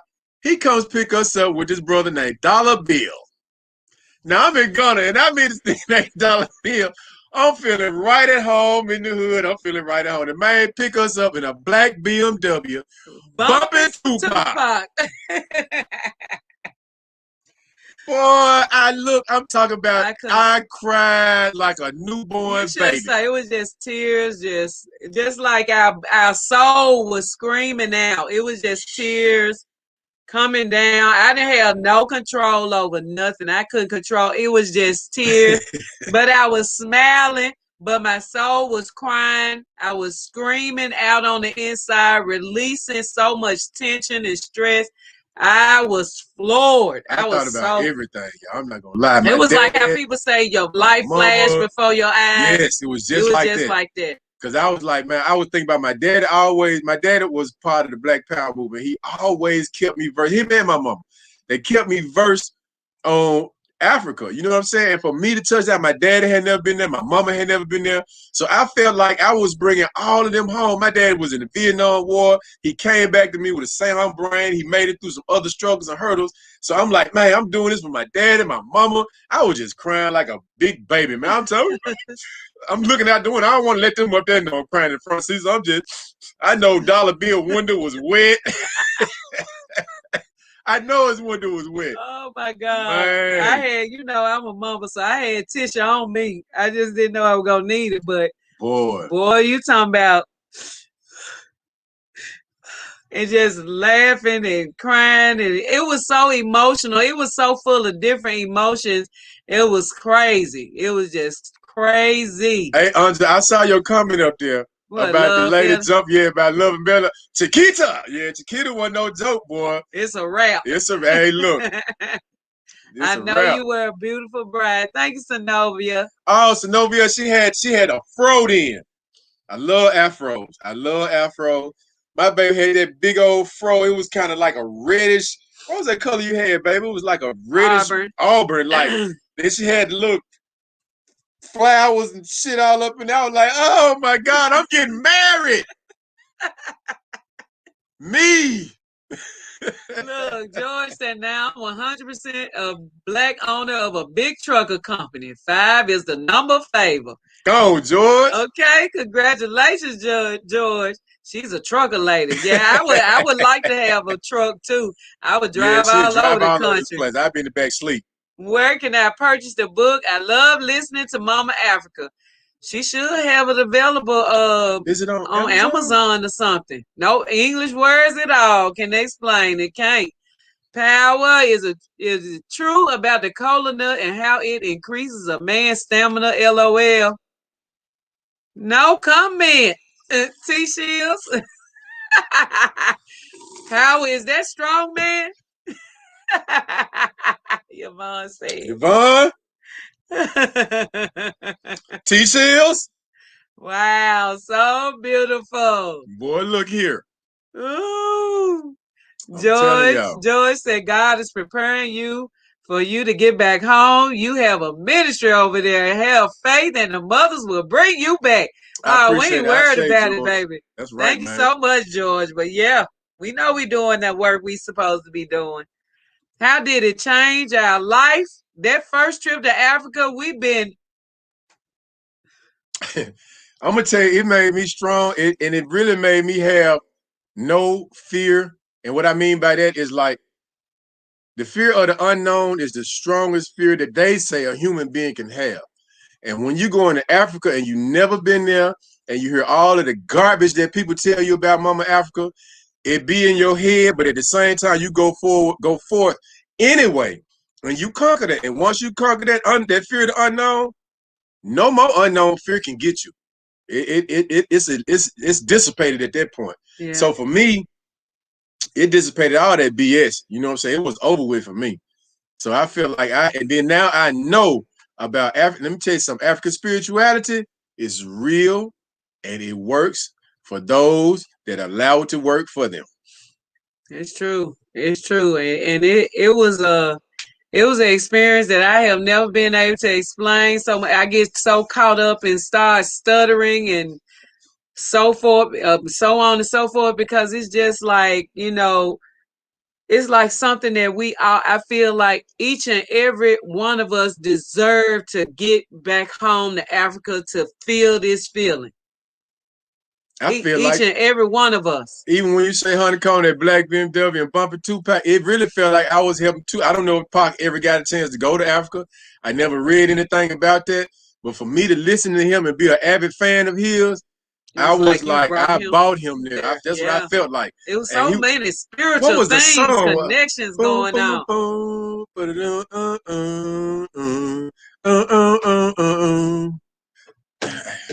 That's the way it is. That's the way That's it is. just the way it is. Yeah. Some things will never change. That's just the way it is. Oh yeah, bumping. and the song itself, you see the lyrics. It set the Man, tone, man. that The was whole the first ride, song man. we heard. They When give we me got in the goosebumps car, thinking about it right now. Sure do. Things Sure will never do. be the same. That's That's just true. the way it is. Oh yeah. Y'all look at that. I got goosebumps popping Goosebumps. up on my arms right now Sure thinking is. about that. Y'all, the spiritual connection and ancestral connection to the motherland is something that I had never experienced before when I first was able to go home, and the different spiritual experiences both of us had separately and then together. Like my experience of when we got to the beach, they took us to the water. When we got to the motherland, we went to the water, went to the beach. It was complete darkness. It was pitch black dark. No lights. No lights when they walked us over. This 14 years ago, family. This was, a lot of the rawness of Africa still was there. There, and the perfectness of Africa was still there. So when we got there to the beach, I had already been boo-hooing, crying, and I was crying when I got there and saw how beautiful it was in the nighttime, and my eyes adjusted to the darkness. I had a light bulb come on in my eyes, and I could see.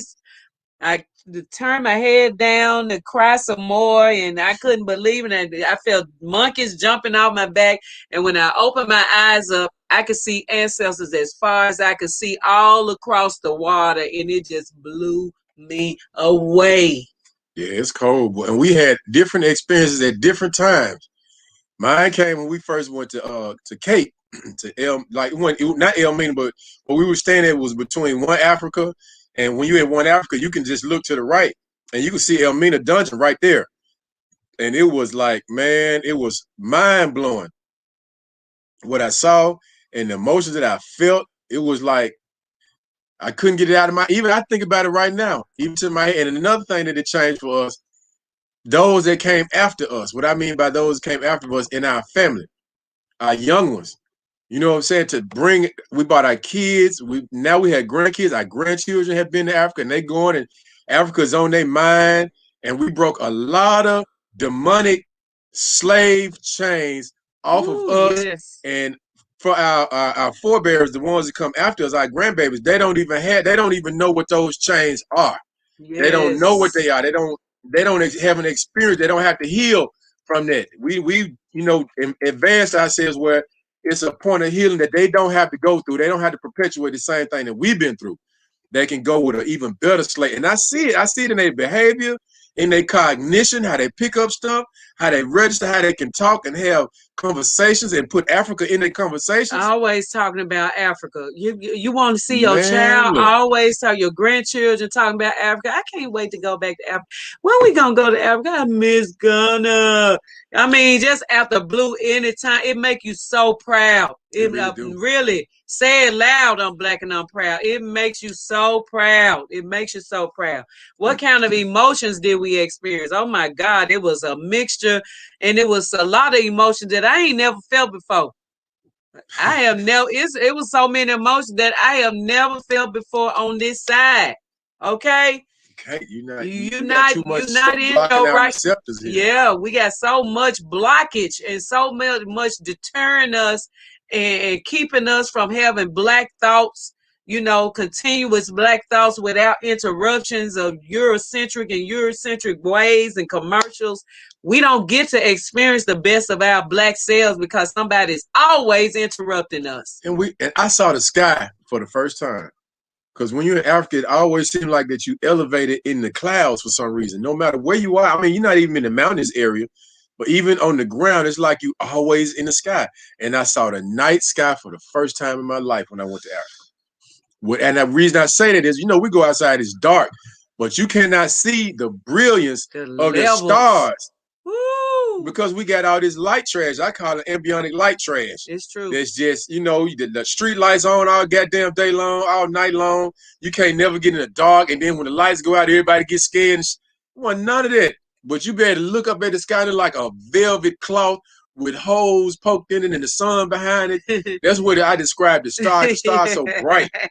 The stars, and you can see how our ancestors was really able to map the stars like they were. They had the craft all the way down where the Dogon people, they studied for thousands upon thousands of years and passed down through generations before they actually, coined and honed their whole craft of astrology and astronomy. Okay, the Alchemist House. What's up, number 44? What's up with you? What's up, huh? Unexposed What's experience. up, sister? Family, good to see you. What's Wow, up? I can't wait, CC. It's yours to take. That's why we're talking about it, because you deserve to feel this. Such a beautiful, emotional feeling. Yes, much love.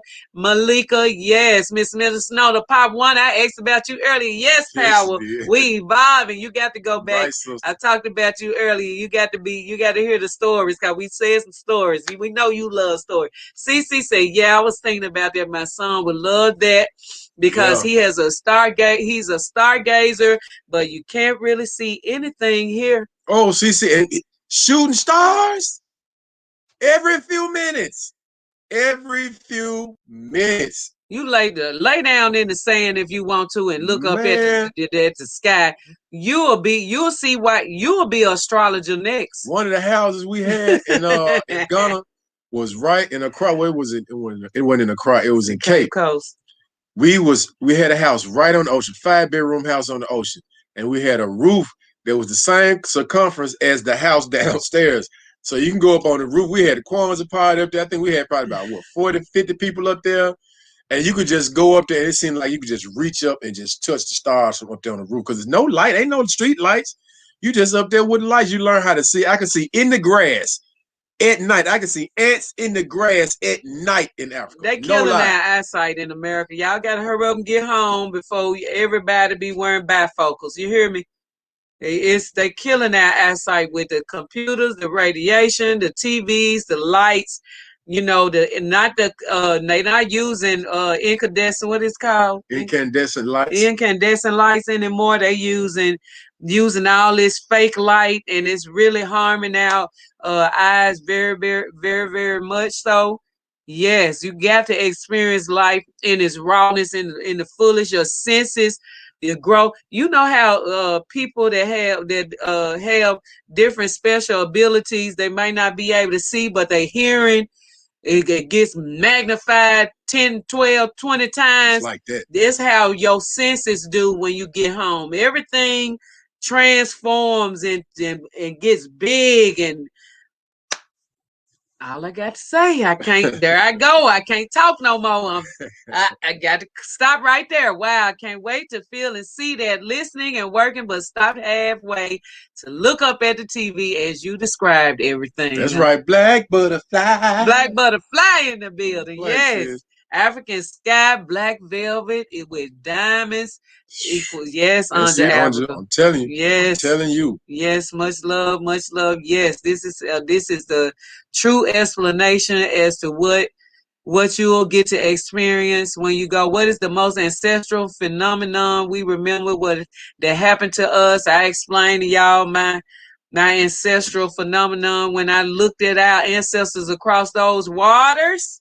Yeah, it was something. And I'm gonna tell you another cried some more. That I experienced. It wasn't on the first trip, but it was the trip that we took my mother.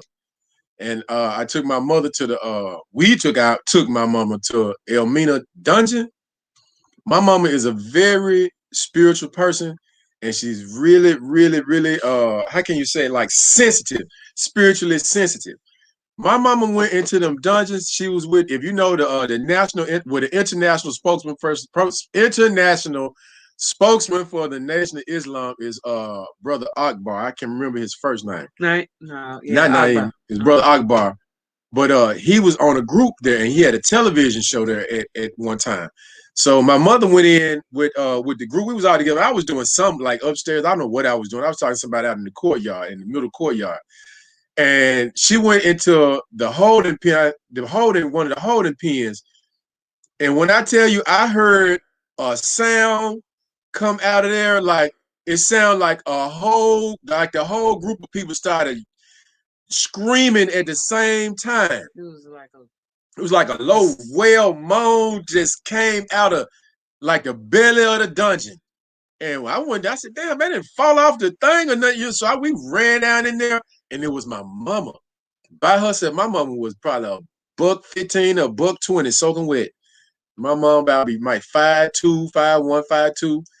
But boy, she let out a sound, and it sounded like all of the ancestors was wailing through her voice at one time.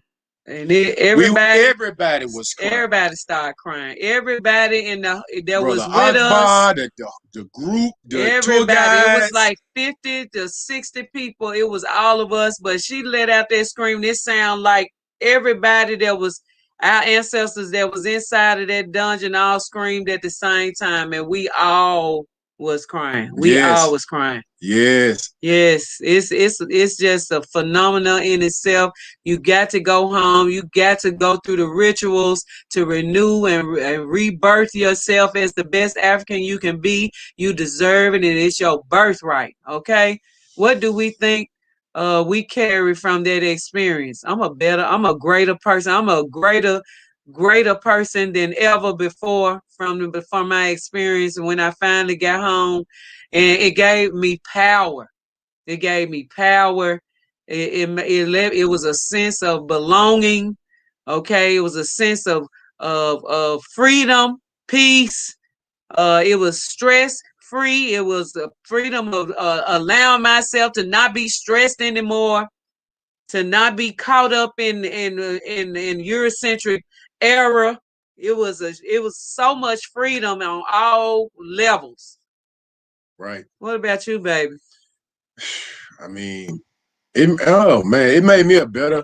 I can't even say it. It's like that's like one thing to get my tongue tied up, because I feel like just a whole better. It prepared me for being.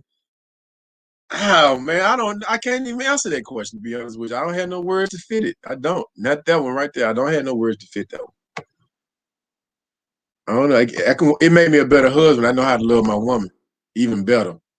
And because of the things that she allowed, we have been allowed to experience together on the continent. So, I mean, that still I don't feel like that's ample enough to describe what I've taken away from the experience, but because I'm still going through it, I feel like I'm still experiencing it right now. Yep, it feels like it was something that needed to happen for us to be okay. You know what I'm saying? It feel like it was something that should have been. It was a allowance to have certain abilities that you never ever thought that you would have in this lifetime because of the times that we're in. You know what I'm saying? So that was something that was, that can't be taken away from you. Once you experience it, it's something that cannot be taken away. And that's for sure. No, not at all. Not at all. Nothing can take it away. All right. The next question. Ain't this cool? We got questions so we can go over and make sure we cover as much stuff as possible. Let me take that off.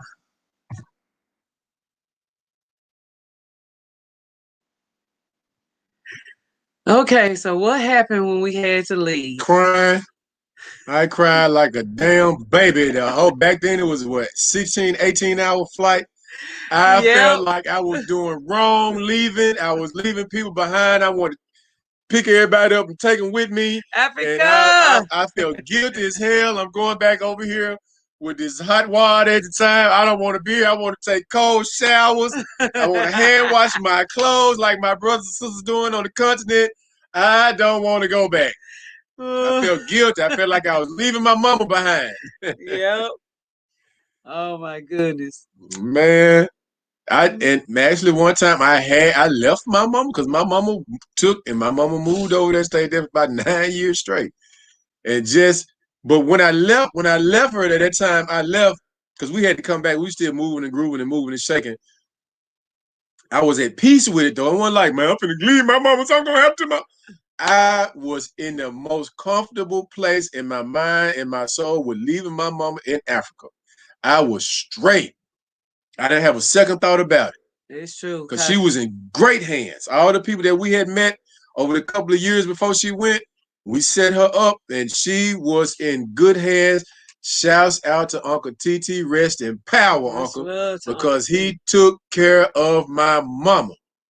And he's still taking care of us right now from the ancestral realm. So I already know. When certain things happen, this is what I took away from it. It came to me. When certain things happen in my life now, I understand, for one, that I just got to go through it. And I understand, two, that I have extreme help from the ancestral realm, from my Uncle Tete and my grandmother and all my people that went before me, because I know how to call on them now, not putting them on the back burner, talking about some other dude with a Jufro.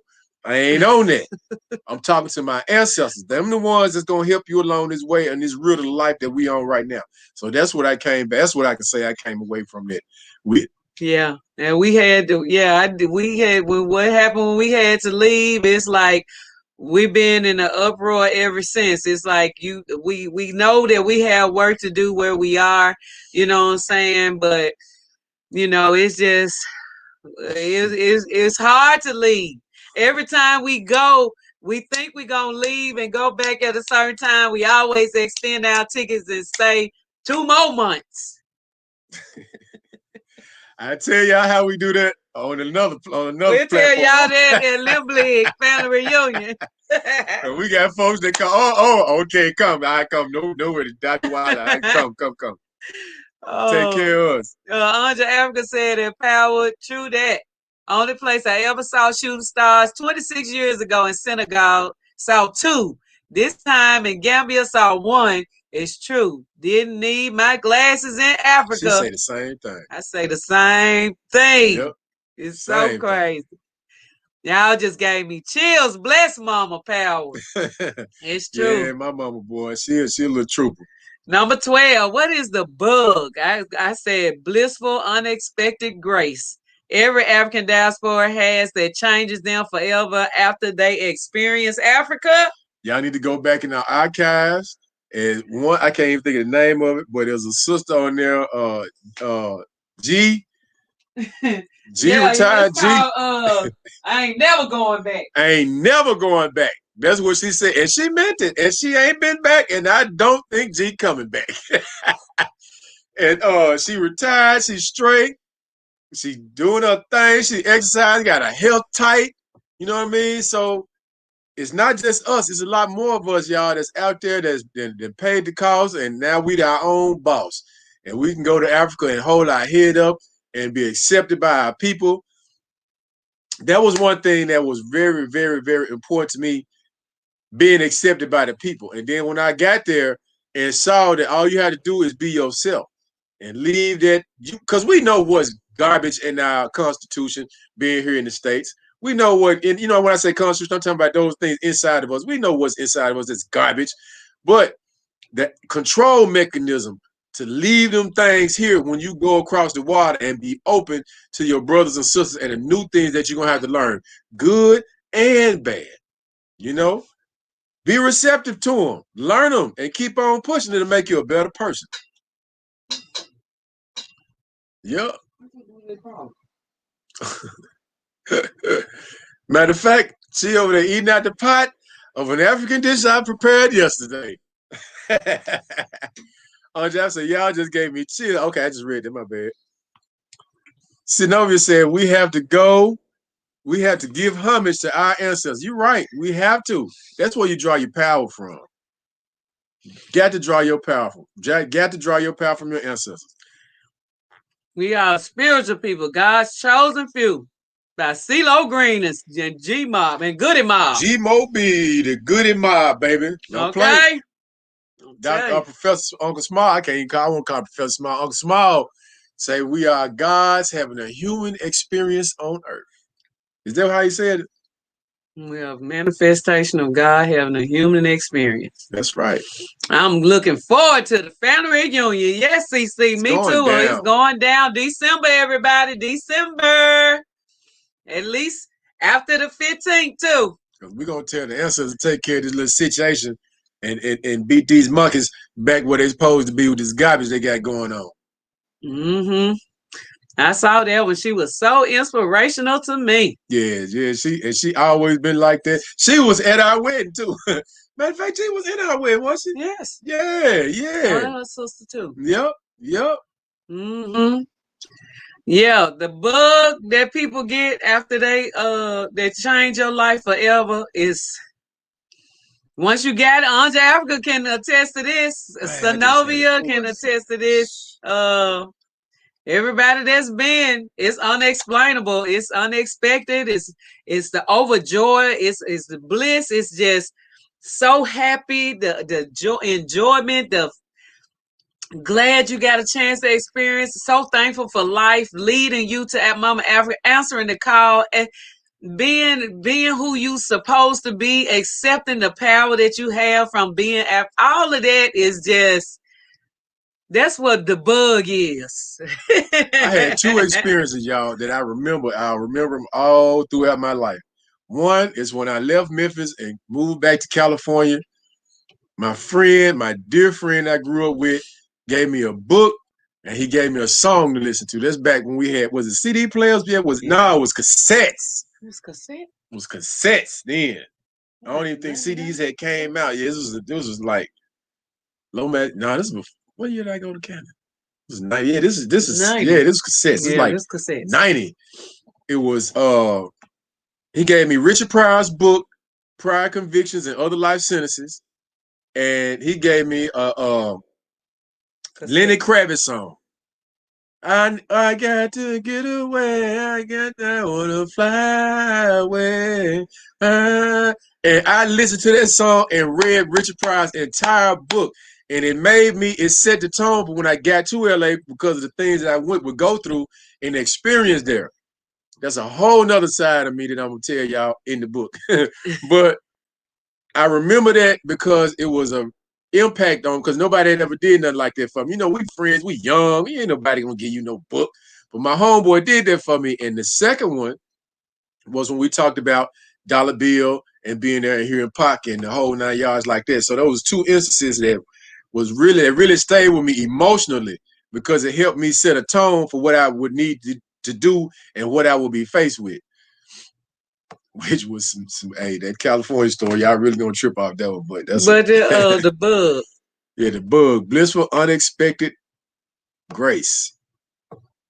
Yeah, it changed you forever. I'd never be the same.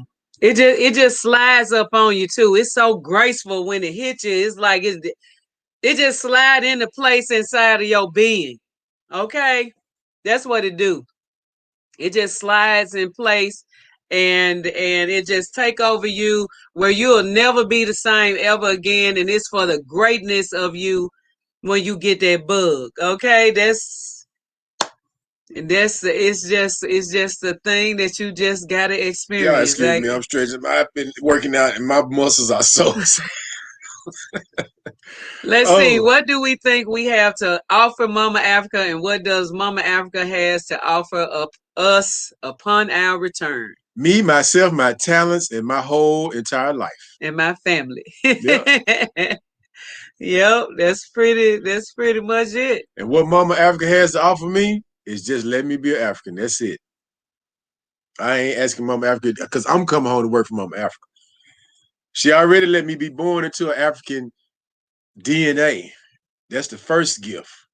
So my gift is to take that DNA and all the talents that I done cultivated and bring it back to Africa. Now, I've already done that with this movie, amongst other things. Really, with the movie to let everybody know, to make a statement.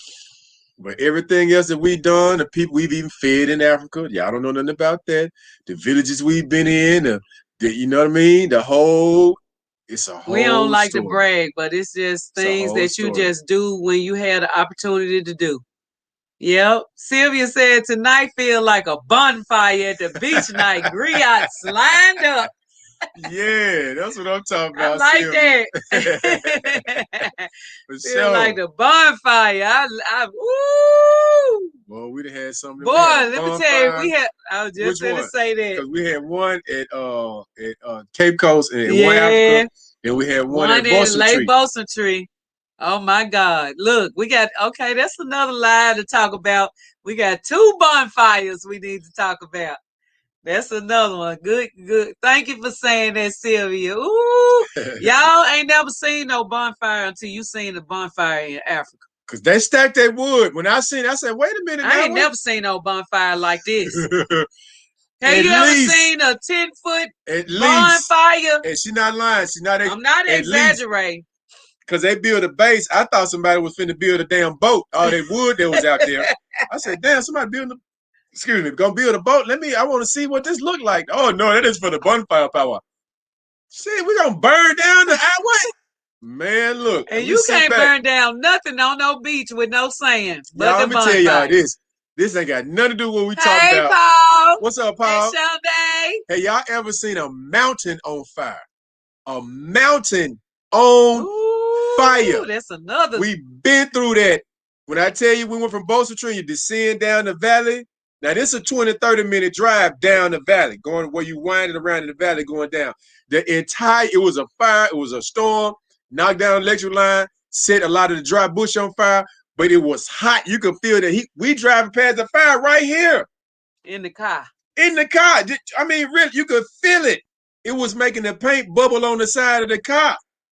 We seen it. We've been there, been through that. Lived through that. Hey, you ain't. Even that was like, I wasn't scared then. I was like, damn, baby. The mountain on fire, baby. You see this shit right here. What? Man, look. Man, y'all. Hey, Rashawn. Greetings, family. Much love to Rashawn in the house. Peace and much love. Trucks. Family, we would definitely be there for the family reunion in December. That's what I'm talking about, Pete. Then to see the community come together. Put the fire out first.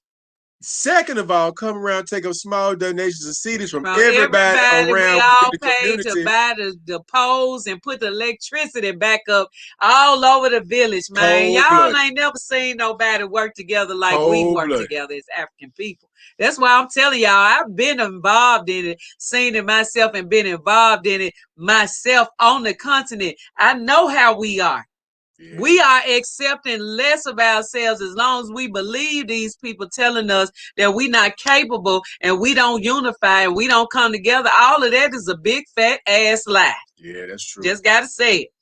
Andre Africa said Lenny Kravitz and Bilal. Love that sound. Ooh, don't play. That's my type of music. T. Shields said, I saved and invested well and plan on getting home in Tresaco Valley. Please tell me that it is all black and no foreigners there. I want to live with my people only.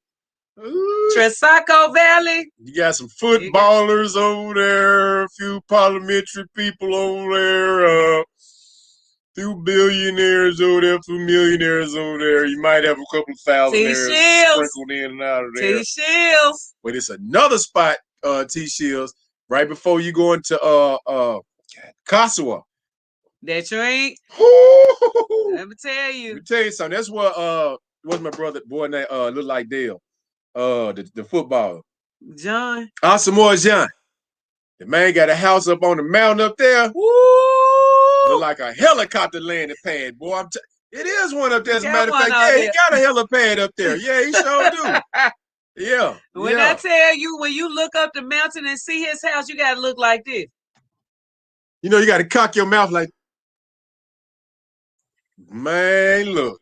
And at night, you can see the boy, they got his little lights, little ambiance popping. Hey, boy. Dini! Sani Bonani, my way through. Hey, my brother, what's up?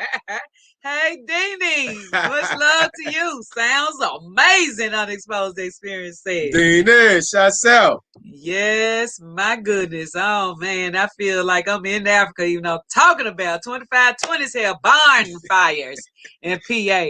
I'd be like hard pass and not interested in sitting around live flames with You know them. what? Look, you so right. They be sitting around like they're looking at you like this. Like they gonna cook you or Nah, you're something. not roasting me today, partner. Mm-mm. Yo, one love family. I'm late, but I'm here. XDMC. My brother, what's happening with you? Well, we've been down memory lane Did you today. get that text I sent you? I sent you a video to your phone, XDMC. I just want to see if you got it. Yes. I wondered if helicopters was in common use. Now let me tell you something. When you hear a helicopter in Ghana, it's not usual. You know how here we used to, the ghetto bird. Yeah, that's what we the call ghetto bird get up and go. When you hear it, you can hear it from miles off. I know I can. I hear, whoa, and get out and look, and you see it coming. But it's not a common sound, but it's there. They are there. And some preacher got one right in front of the church. Okay. And what Mama Africa has to offer us, you know how mamas are when they babies return home after being gone or lost for so long or being gone and out in the struggles of life, or that come home to be rescued. That's what Mama Africa got for you. Oh yeah. That's what Mama Africa got for us. Look at Mama Africa just like your ideal relationship between you and your own birth mom. Okay? Look at it like that. That's how you gotta look at it, because that's the experience that you're gonna feel. Okay? That's exactly how you have to look at it. That's how you have to, open your heart up to Mama Africa. You gotta open all the way up. You got to. If our older brothers and sisters that go, my mom always described it to me. She said it's like it took her back to when she was a kid in the country, but with the technological advances of today. And I always use that as a description too, because when we first went, that's the first time I ever saw a solar phone charge. Yeah, it's true. And this was in 07. At busy internet, I never forget. Yeah, 07, all the way. We saw a solar charger way before I don't even know if solar chargers even coming here. It looked like a satellite. You know how the satellite had two little panels on the side, and it'd be flying with a little round thing in the middle. Had a little panel. That's how it looked. It was two panels. They were probably about this big a piece on each side of the phone, and he had the little plug. You plug it in, and just laid it out in the sun. And laid the phone out, laid the charger out into the. I say, I am the solar panel. This is Planet Apple. Charged it up right there. I was blown away. What? Bro, only in Africa. There's some things that you only gonna experience in Africa. What HDMC say? I watched it a few times. That was true power history. Oh, okay. Good. That was 11 years. I think it was 11 years ago. Yeah, it was a while back. I just want you to see that. That's some of the stuff that I had been doing. And the work when he was full force. Hey, Frank. I felt the power I could wield with them youngsters, and I tried to do it the best of my ability. I gotta stand and know. Greetings, family. Frank is in the house. What's up with you, Frank? We missed you. Much love Frank to you. Yes. Much love to everybody that's here. Boy, we've been back down memory lane. What do we think we have to offer Mama Africa? Mama Africa want her children back. Mama Africa want us back just as much as we want Mama Africa. Yeah, she sure do. Okay? We have so much to offer: skills, you know what I'm saying, the wherewithal, love, respect for nature, respect for everything natural. We got to get back to. Respect for ourselves, our bodies, our minds, demanding freedom, giving freedom, okay? Giving employment, helping people. Look at y'all. I'm looking for Karen to give me a solar charge. She's straight fired. This man right here. I love XDMC, man. Boy, you off the chain, man. Yeah, I think you missed your first calling. Oh I'm man. gonna have to put you on somebody's stage. Boy, I wish I could have went to Studio 54 with Oh you, my boy. God. We'd have Okay, had a let me ball. not start. You already started. It's all good. Yes. Y'all had to know we gotta quit doing the same thing, expecting different results right here in Babylon and make this move right now, baby. Okay? Make it right now. Like a child laying between Mama Africa's bosoms. Man, what? Yep. Yes. You talking about you was sick? You can get well mentally, physically. You can get your best shape. You can get your 8-pack back if you never had one. I was doing upside down push-ups in Africa. I'd never forget. We were staying at Snit Flat House. Boy, I was upside. I threw my legs on the wall in the handstand. I just felt powerful that day. And I racked out about 15 of them jumps. I said, oh my God, it's crazy. I'm strong. Boy, Africa make you feel like everything is possible. Yes. Everything is possible. And it is possible. It really is. It ain't no red tape, no glass ceiling. It ain't no discriminating over you. You know what I'm saying? It's just, I'm not saying everything is perfect. It's because colonization. The colonizers are still there and they still have things in place, but it ain't nothing that we There's can't so work much through. greatness. You know, I mean, unless you encounter it for that day, boom, it's over with. And about 30 minutes later, you in the car on real another good adventure, man.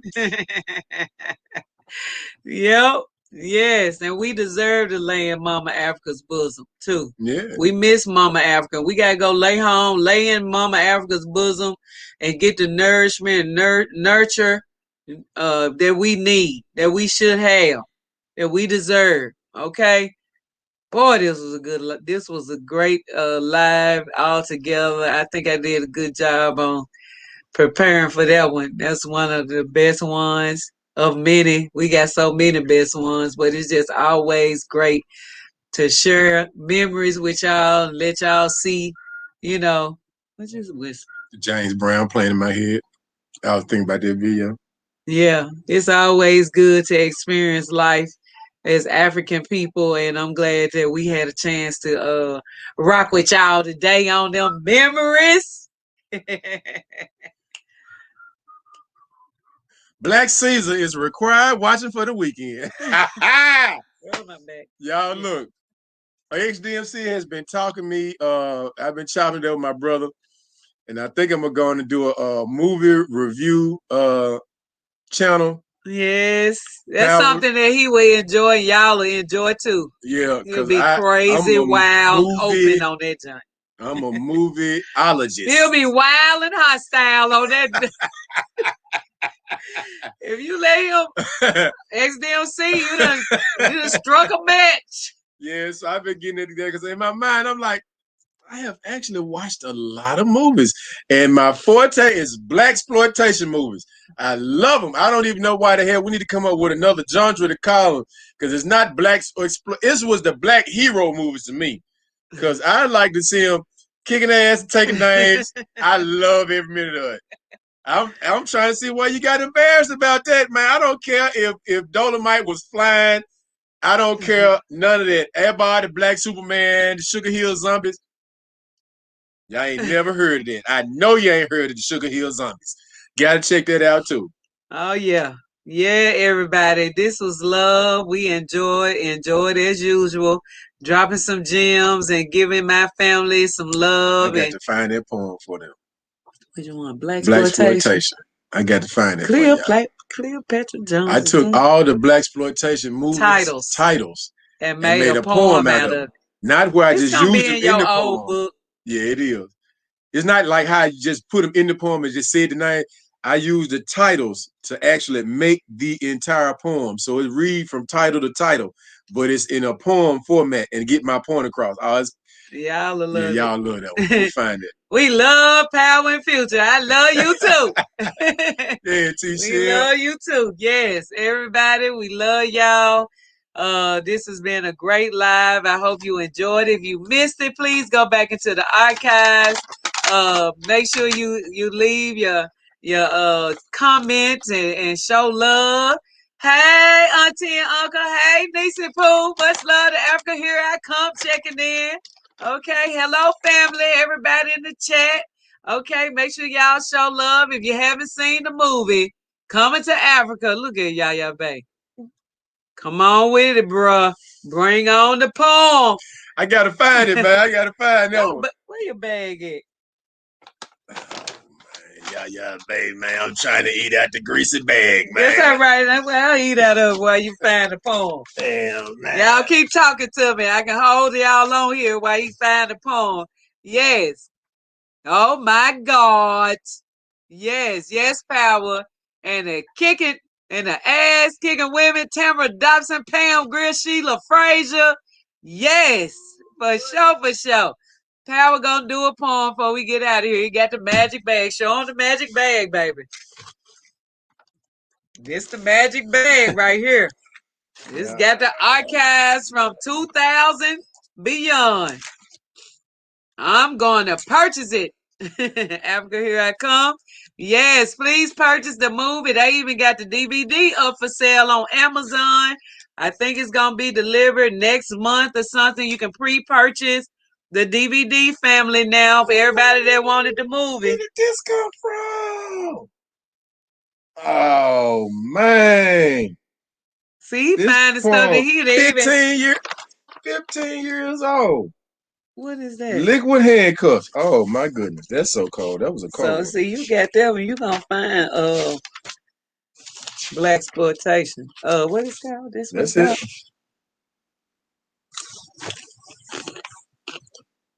Okay, that's what it might be in this one, as a matter of fact. Yeah, family.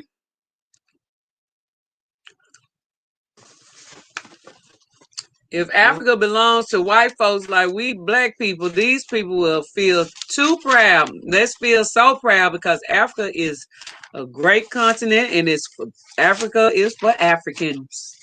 Absolutely. Wonderful, George Brown said. Pal, we're going to get us a poem before we get a nice way to end the live, CC said. Okay, since you mentioned movie critic, what's your take on District 9 movie? I hated it. The hell you gonna have Africans eating damn alien legs for talking about power? It was disgusting. I hated it. It was despicable. 20 thumbs down. Damn, I just found a pimp poem. What? Yep. Oh my goodness, they had me slobbing on the face. You know you can't mention poems with me on here. You know this, Powell. Yaya Bay said. Uncle, I have a poem. I'm going to post it on my channel. It's lit, just a little something. Come on with it. Come on, Eric. Africa, here I come. Now, what you eating, Auntie? Powell, we pop our own snacks, so Powell make chicken flavored popcorn. This what Zola called it. She loves seasoned popcorn, Granddad. She said, Granddad, put some of your chicken flavor on there. So he just used all the seasonings that you would taste on chicken. He put it on popcorn, and it tastes. It's so delicious. Won't you agree? You gonna get to try it at the family reunion. We got all flavors. Okay. Mm-hmm. Oh no, this is okay. This from Psych Ward Records right there. I knew he was gonna go off.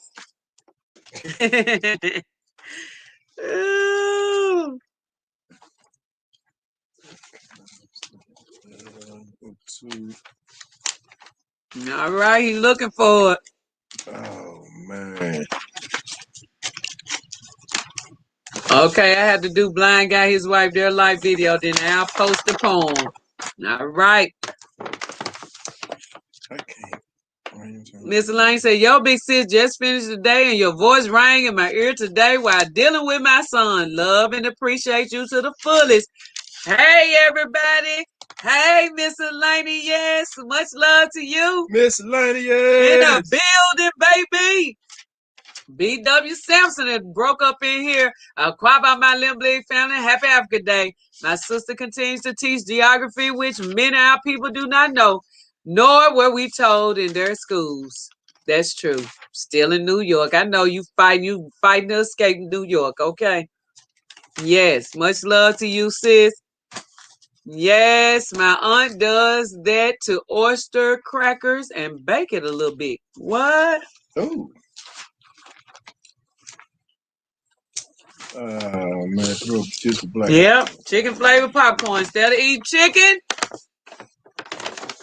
flavored popcorn. Okay. We know how to make oyster mushrooms taste like chicken too. Okay. Oyster mushrooms, cauliflower, every now and then. Mm-hmm.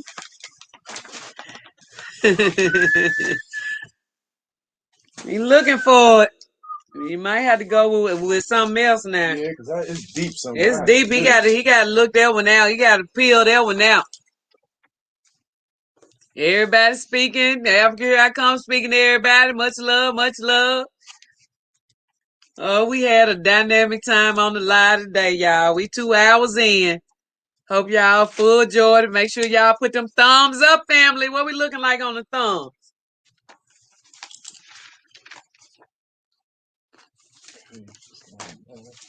Yeah, I'm gonna have to dig deep for that one. Exploitation is oh, and I don't have an inkling of an idea where it could be. Look like it might be in that book. This is below sea level right here. You want to do that one? Now you American. Oh, it's 06. 06, baby.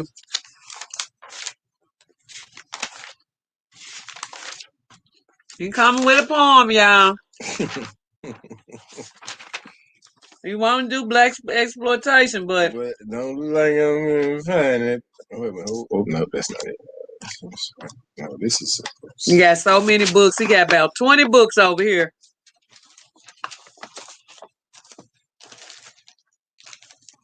Did you write it when we was Africa? That was on my first CD, right? Mm-hmm. So it might be in one of these manila folders there. Clear and present danger. I have got to write a book. You just got to put it together. You already wrote it.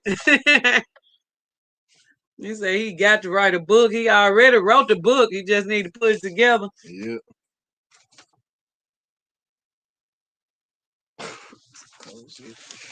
Man. Come on with something, pal. Okay, I'm gonna come with something. Let's see. It might be up here in these. Love you, baby.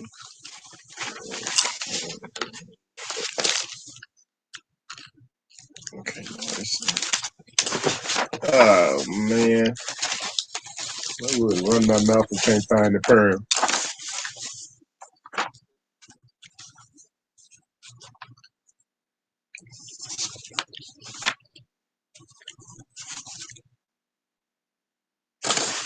Oh, y'all. Hold everybody up out here trying to Must try chicken seasoning on natural popcorn tonight while watching Going Back to Africa. While watching Coming to Africa. Yes, Lady D, you must. I got a script in here. I asked you for this about the script. I just found it. That's my brother's script in his movie. Panther story.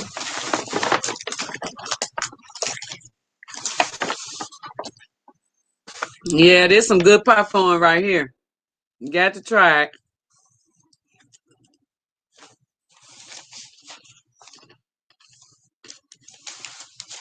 That's what I did on that video I sent AT&T. I can't tell what that was.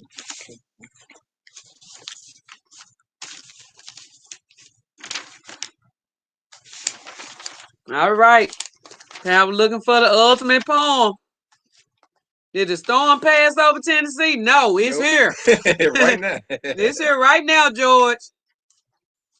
And people are suffering in different places. Some people don't have power. There's a lot of people without power in Texas. So y'all keep y'all eyes and minds and keep your love flowing for our people that's in Texas. It's too cold right now to not have no power. Look at everybody saying, hey. Auntie, I love my popcorn with melted marshmallows. What? Not lots of butter. Ooh. After here I come, you got you a little recipe, don't it? This man got more stories than this is archive. He literally has a bag that's from 2000 and up. So 21 years worth of poems. I started finding his poetry books all over the place, and I started putting it in that bag that he showed y'all. And the rest is history. Oh yeah, I have to find it. I don't know where this poem is. Okay, well, here's you one. Let me see. What was that I just handed you? Did I hand you something? It's under there.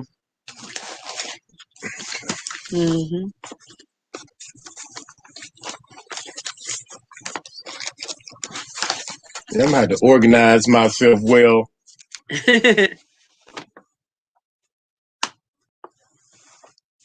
me see that.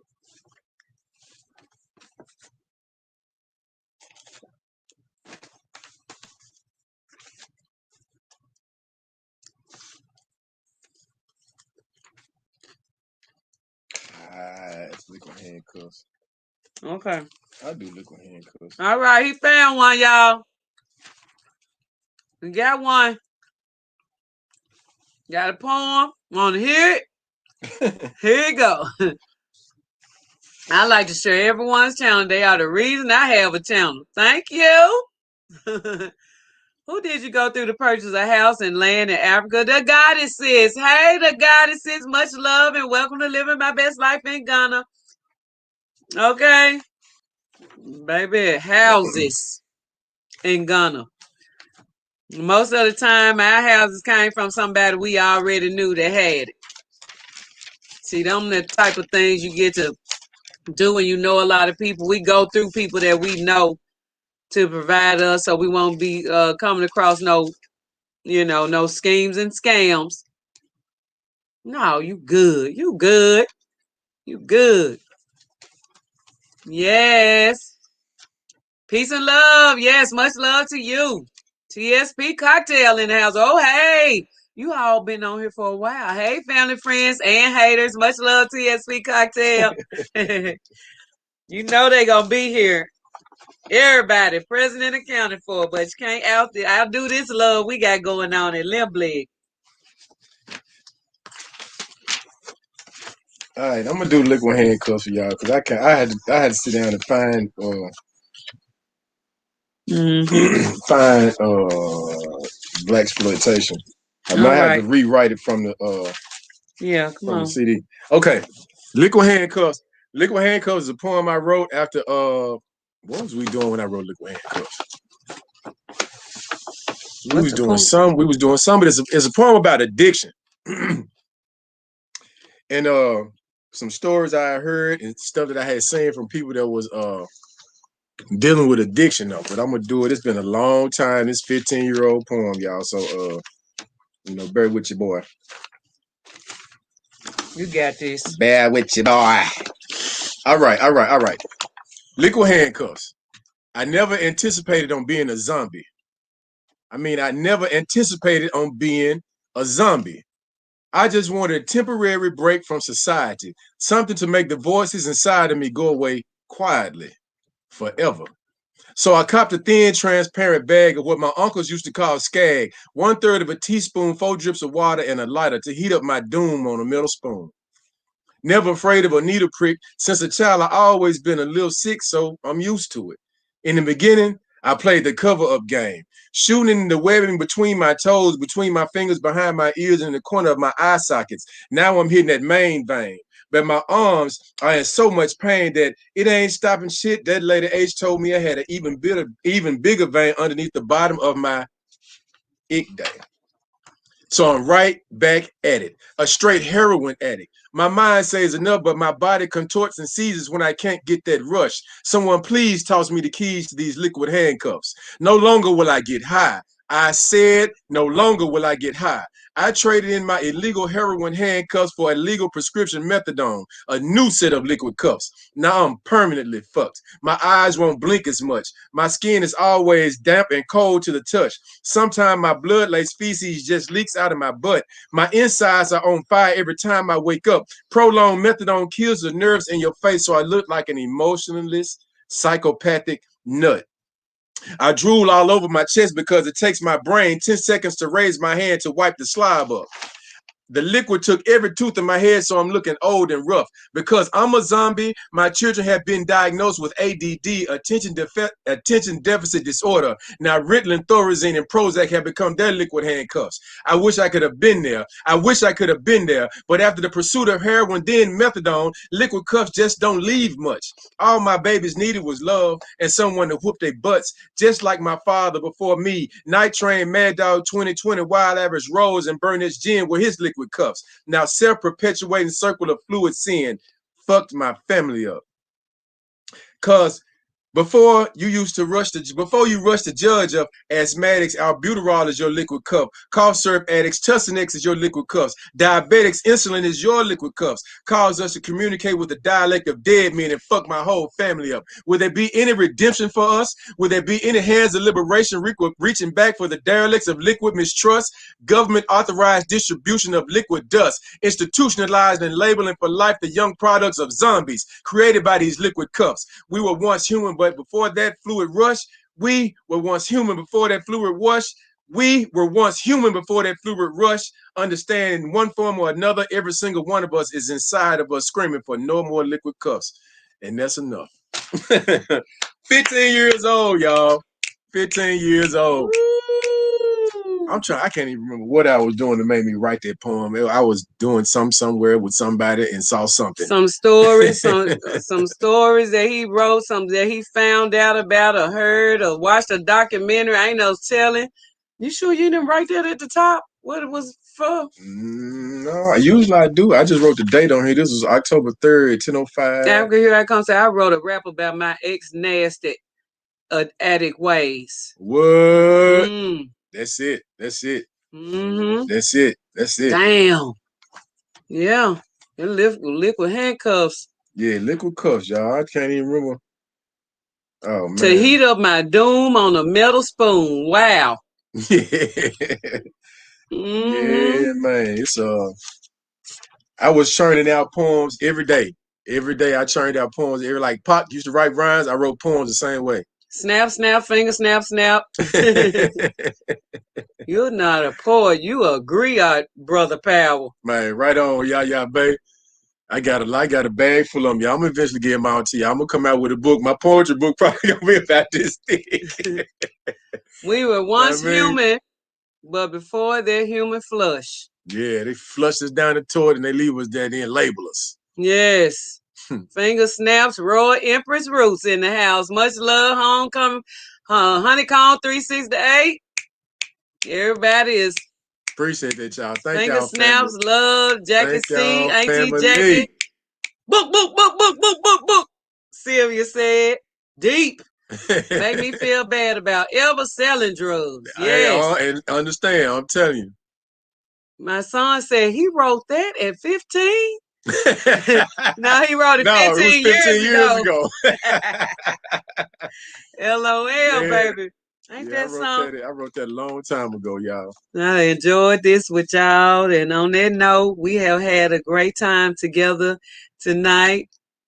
Yeah. And this morning in some places, sending much love to everybody, all Africans everywhere. We love y'all. Okay? And we tell our story, our sacred story, for you to feel empowered and loved too. And I hope you do. We got, family. We love y'all with everything, and that's our time. Power. God love you. God love me. Bye. Peace, everybody.